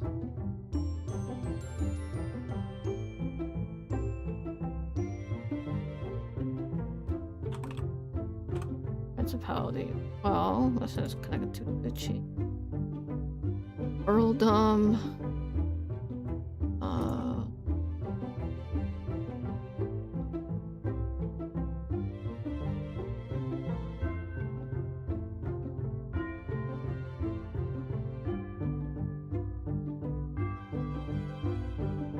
Well, there's also Marks. A Marquess. Forgot about that.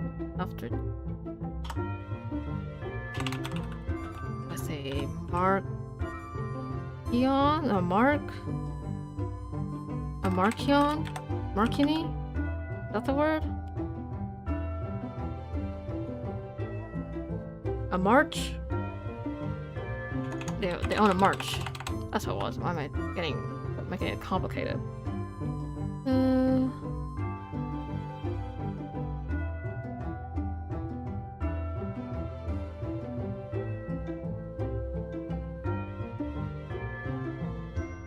Apparently lords used to be called princes too. That's like this one.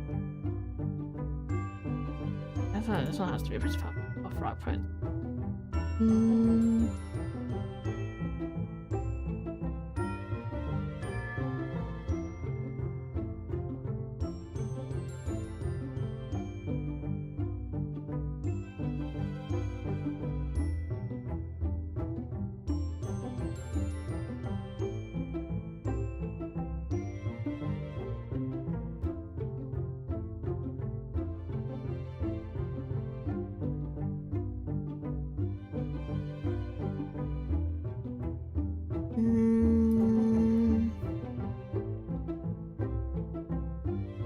Marches are on the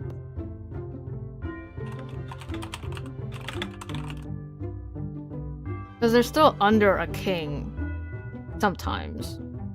So like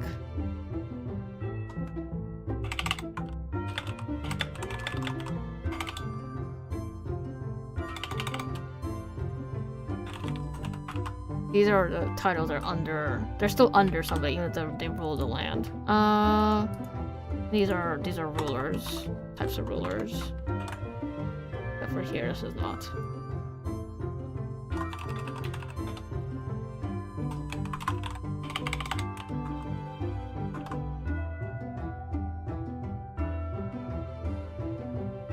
The son of a king not be a ruler, but they're in the family. Okay.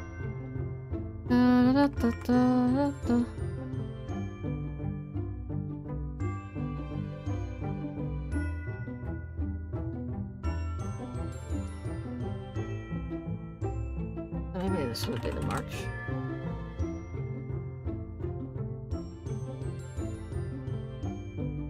just call him Prince because nice. Okay.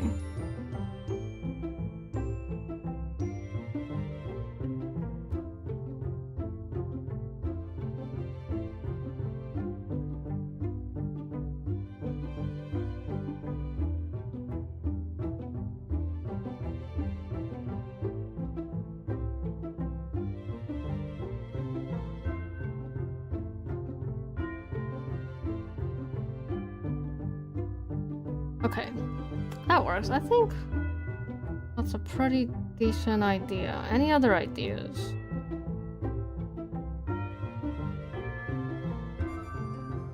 I do want to think of how to organize this into plot 2, which I think we'll probably need. I don't want to do a new page. I don't think I'll do a new page because I'll need to reference info. So, okay. Let's think of plot structure here. It would be dual POV. And obviously the inciting incident is... And also, I think it will show a little bit of the prince's personality, but prince's decision to jump from the tower. Well, actually, that's not. The inciting incident would be Rapunzel being gone. And the first plot point actually. Wait. That incident. What am I trying to think of? There's like first plot point, midpoint, second plot point. Also pinch points here. What am I trying to think of?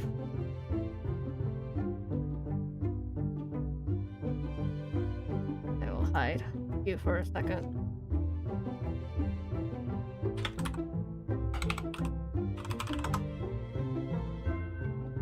I don't have to necessarily follow the 3-act structure, but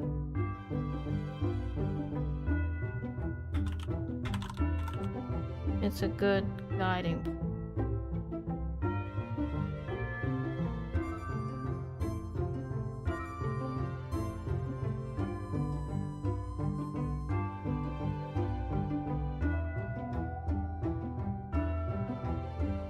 You know what? I actually might have an outline.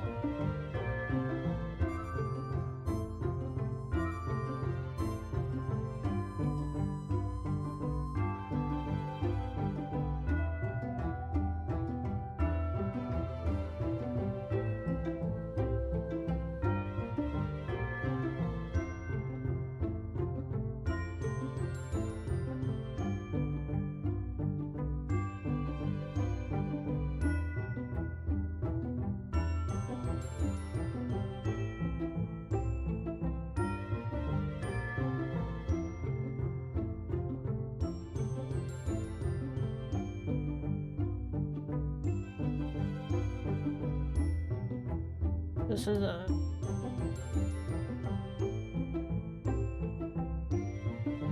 Alright, let me show... Play, okay. This is... Book... This is like someone else's guideline thing. I will...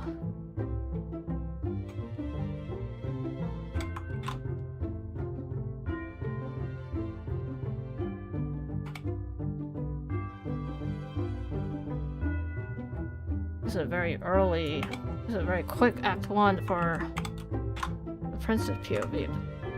Plot point. Possible question.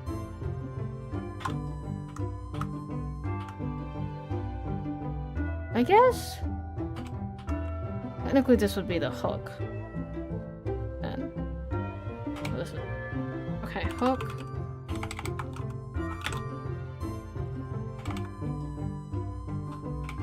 Hook would be Rapunzel gone, and Prince jumps from the tower, gets blinded, and then the inciting incident. First plot point would be him deciding to go and find Rapunzel.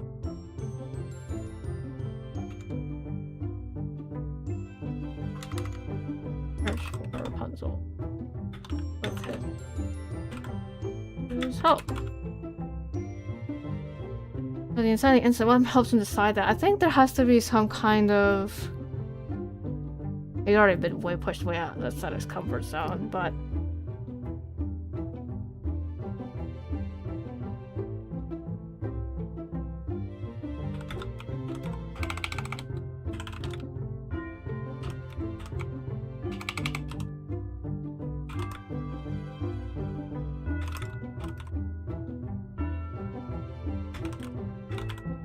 Has to be some sort of clue. What happened? Like, no, what to do next? Especially after hearing things are not safe back home either. Proving that Rapunzel is still out there, but it will be maybe some kind of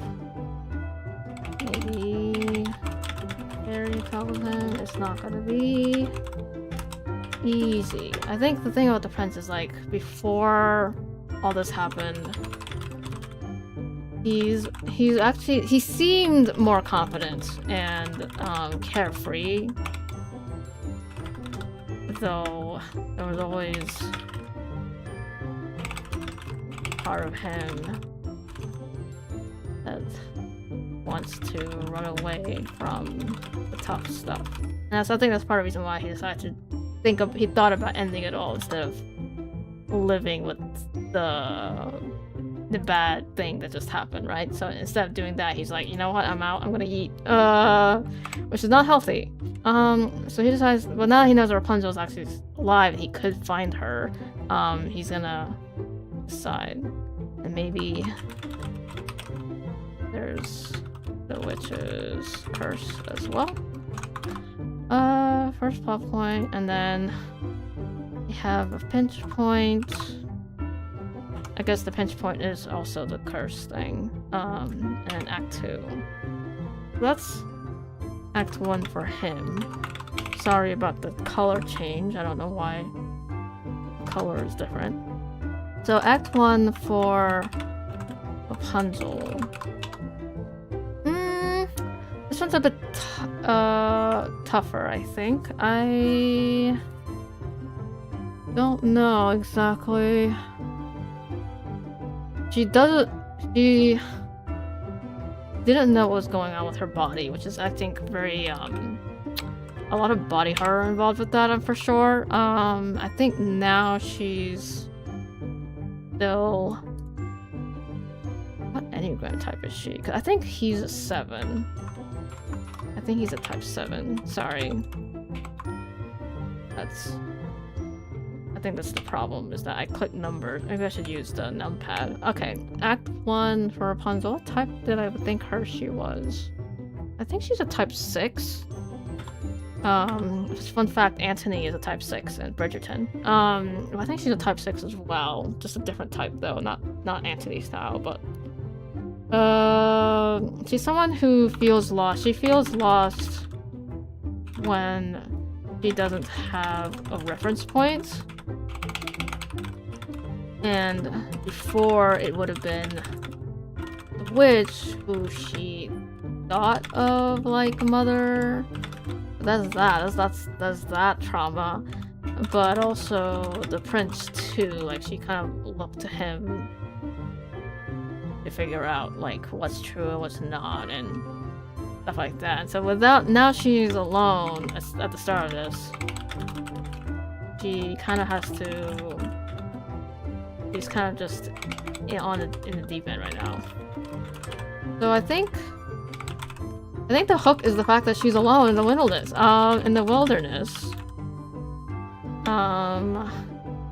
And vulnerable. Inciting incident. I think she does need to spend a little bit of time alone and becoming a little bit more confident in herself before she gets outside help. Inciting incident.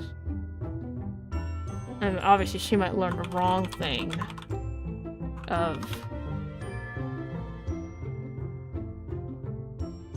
That's the impossible question.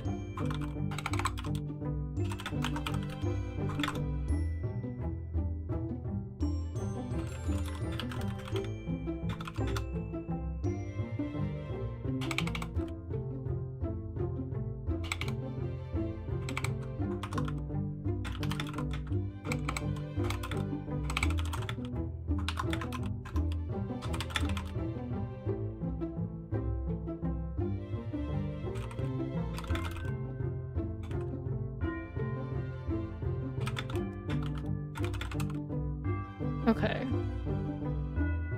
Oh, rescue doesn't work. Finally. So there's the inside the incident. Oh, so I was pushed outside comfort zone. I mean, she's not well.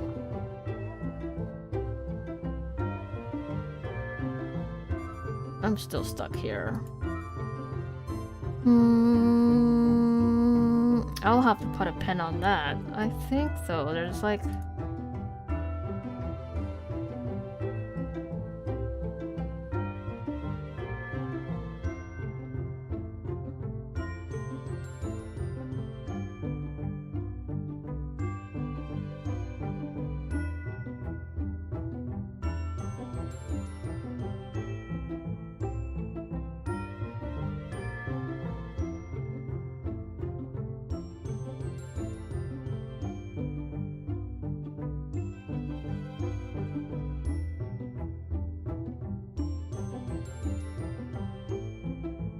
They really don't like me.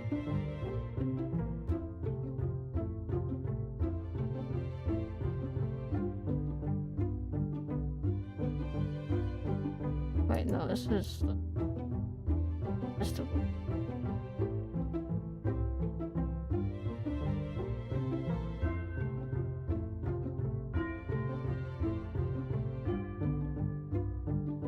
Hello, Lucid. Welcome in. I'm actually about to end. But right now we're brainstorming a new novel I'm gonna be working on this year. It is a expansion of the Rapunzel fairy tale. There's Grimm shaming me with lead lines. Yeah, I'm like, this is supposed to be... It's just like, I'm just writing random notes. It doesn't matter. This is the vegetable. Figure out what the two do. Okay. Oh my gosh. Also. What is the inciting incident? He didn't open with glory feet. Maybe it's not one of his Twitch emotes. Maybe we should add that. Okay. What is the inciting incident for her? I mean, she could have a very bad, like, morning sickness attack, but I feel like that's kind of... Yeah, I guess, like, she is in the wilderness, so maybe something dangerous happens, like, a wild animal,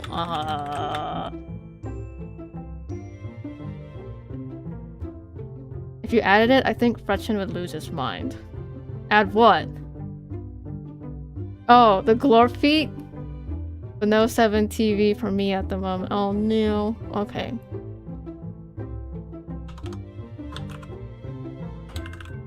Wait, what is the impossible question thing? What is that? You know what? I can show you the not pretty version of this. The impossible question is... There's a build up too. The reader can now see how to face this. Going to have to face this thing head on. Stay inside their comfort zone and risk never getting what they desire, or venture into the unknown and accomplish their goal while still avoiding their fear. What is her desire besides? I guess her desire to survive. I think there is a desire, I think, for her Good night, Lucid. I think there's a desire for her to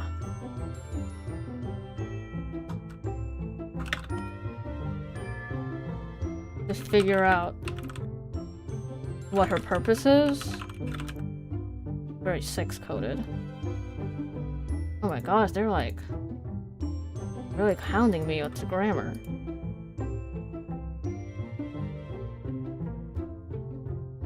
What her purpose and beliefs are. Belief system is. That sounds very religious, but it doesn't have to be religious. It's like mindset, worldview, philosophy, what's it? Axiom. What's another thing? Like life. I don't know. I don't know. Yeah, purpose. Like sort of what to live by, what to live for. That's the purpose, though. That's what that is. Okay. But then the entire incident doesn't really make sense with that, unless.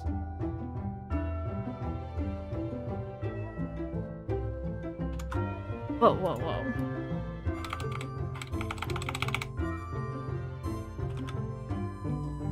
A wilderness threat. It could be weather or animal, or it could be her condition.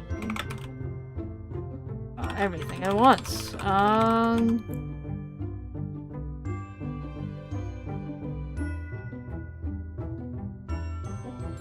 She has innate healing power that she doesn't know about, or like.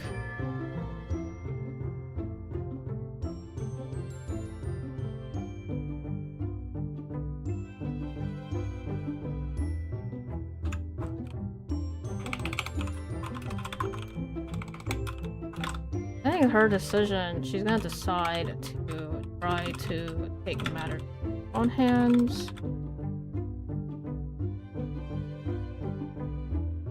And I mean, she's a princess as well, and she can work with the animals. I mean, it's still fairy tale. So work, connect with the animals.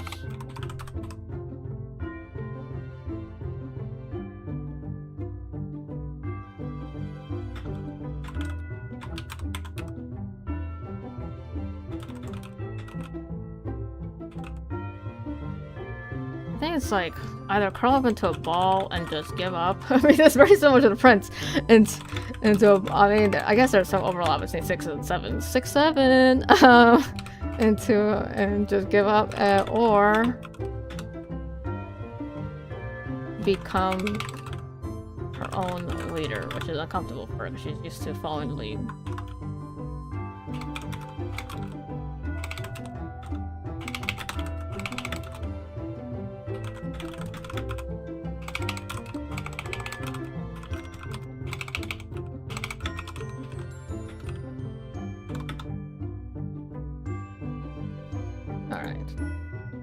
So that's Act 1. Pinch point would be there's still the threat of her condition.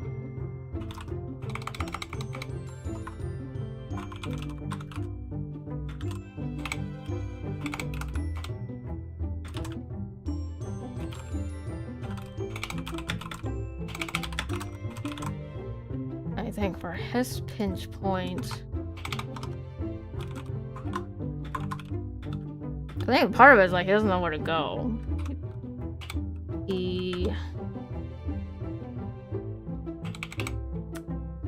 It's like the witch's curse has won. I think that the person he'll never see her again. And then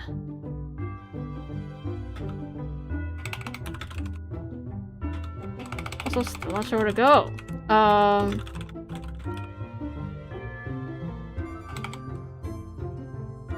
Okay.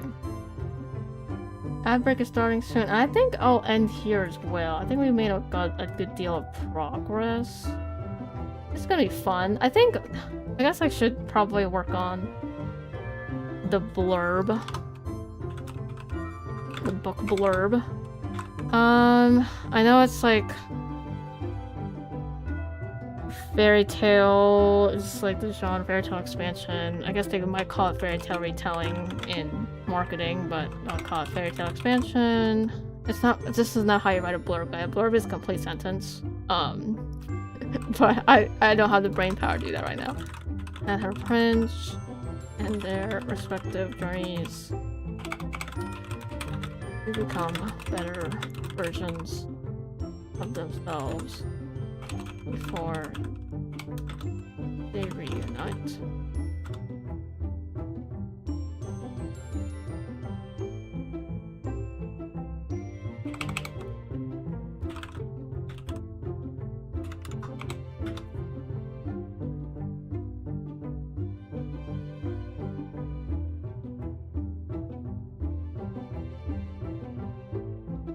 That's not a sentence, Grammarly. That's not a sentence, though. Grammarly. Why are you correcting it but then thinking that this is a sentence fragment? Anyway. What else? I think, like, theme. I mean, I think theme is important. Oh, theme is no. That was like the dumbest thing I said. Of course theme is important. What I mean to say, though, is that it's important to have a clear idea of the theme.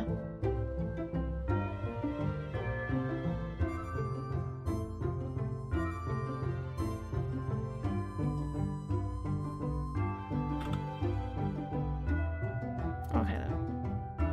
That's true.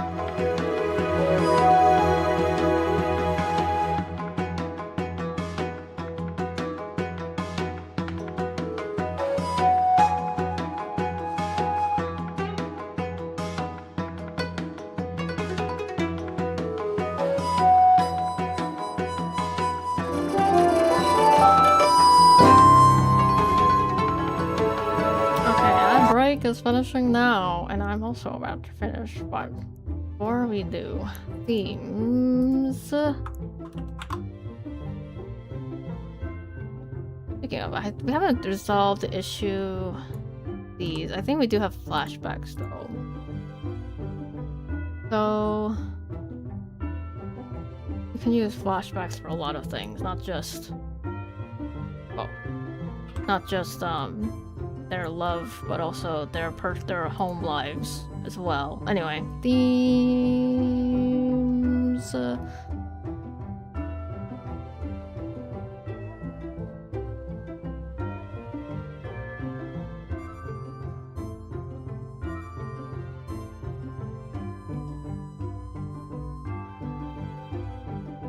I mean, there's a lot of mini themes, I think. Like, obviously, like, people suck and, like, dangers of certain things and stuff like that. But I think the overarching theme should be about love in some way, right? At the end of the day, this is romance, right? So, like, Princess arc is about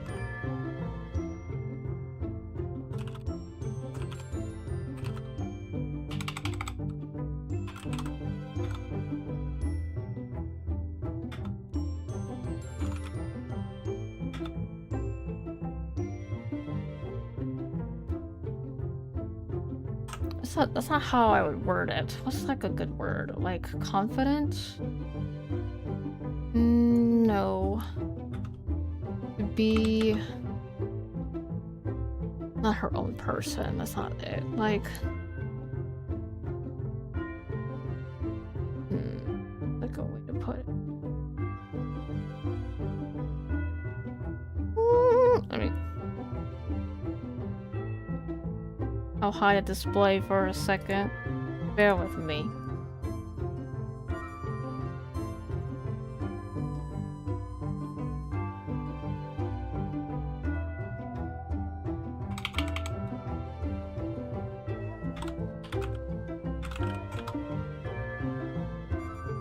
Okay.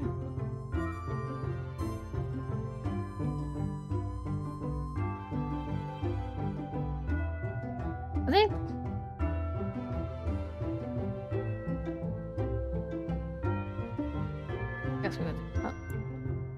I'll show it.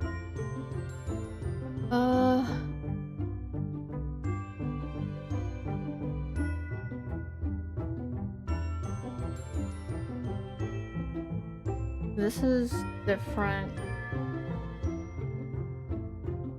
There's like phobic and anti-phobic, right? So I think she would probably flip between the two. I think she starts out phobic and becomes anti-phobic and then reaches an equilibrium, I think. Is a way to put it.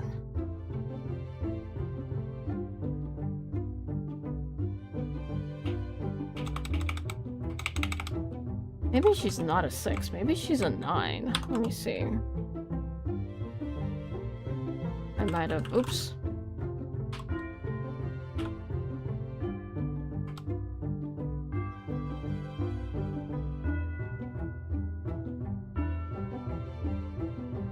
Oh, not a 9. That doesn't make sense to me. Like she's a 6, maybe she's...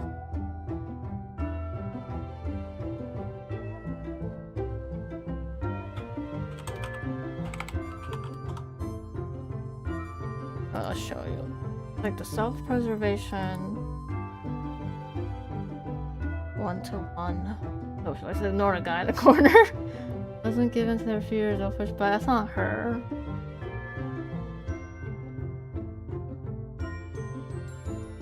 Yeah, I think she's a self-preservation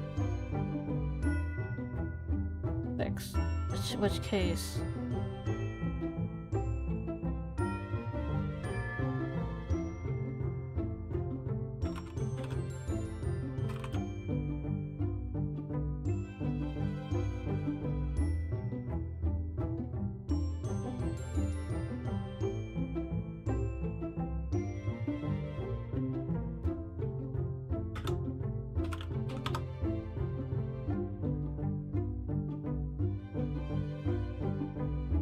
I mean,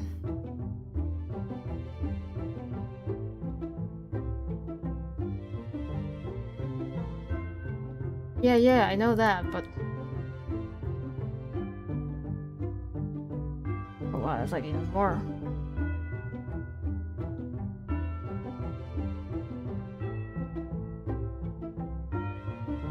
Why does these sound not so bad though?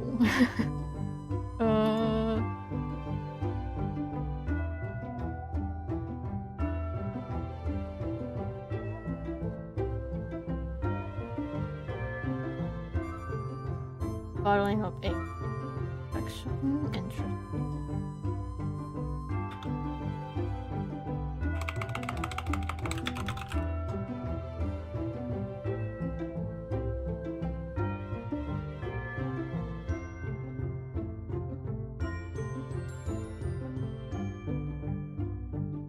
Yeah, I know that, but you're not telling me...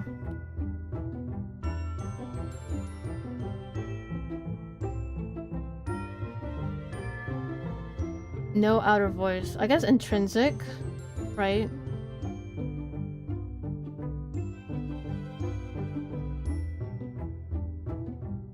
Okay.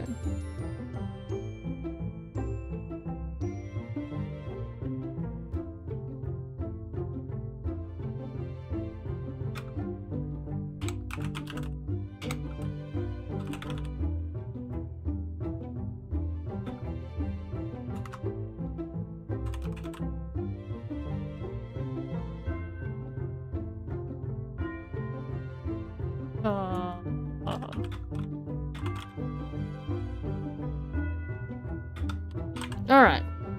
So True Love is still like the main theme. Why do they want a comic here and they don't want it? Stop it. Get some help. Okay. We are gonna end. Alright.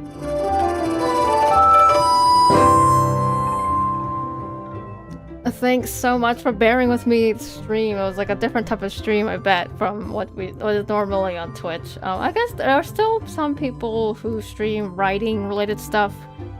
Not so many VTubers, so I don't think. There are probably a few. It was nice, yeah. It was fun. It was talking about hello Vertim. Talking about the new novel plan. Definitely gonna start finishing outlining and then starting the first draft. Whoa! But this one I feel like I can do maybe a worst case scenario. I end up not starting a draft until NaNoWriMo, but hopefully I'll start before then. But I do think I'll be able to finish the first draft within a year, at least for this one. The epic novel is gonna take a lot longer, I think. But yeah, so 2 writing projects, and I think there's also a secret third that's like just a plot bunny right now. But besides that, yeah, it's gonna be fun. Next week though, I think I'm gonna play Baldur's Gate 3. I'm also gonna be introducing some new stream assets that I got over my break, and so hopefully that'll be fun. It'll also be, I think, a mix of Valentine's or Lunar New Year vibe as well, so that'll be fun. Apparently the 2 holidays happen back to back for me, so yeah. Thank you so much and have a great night or whatever time zone you're in, and I'll see you next week. Bye!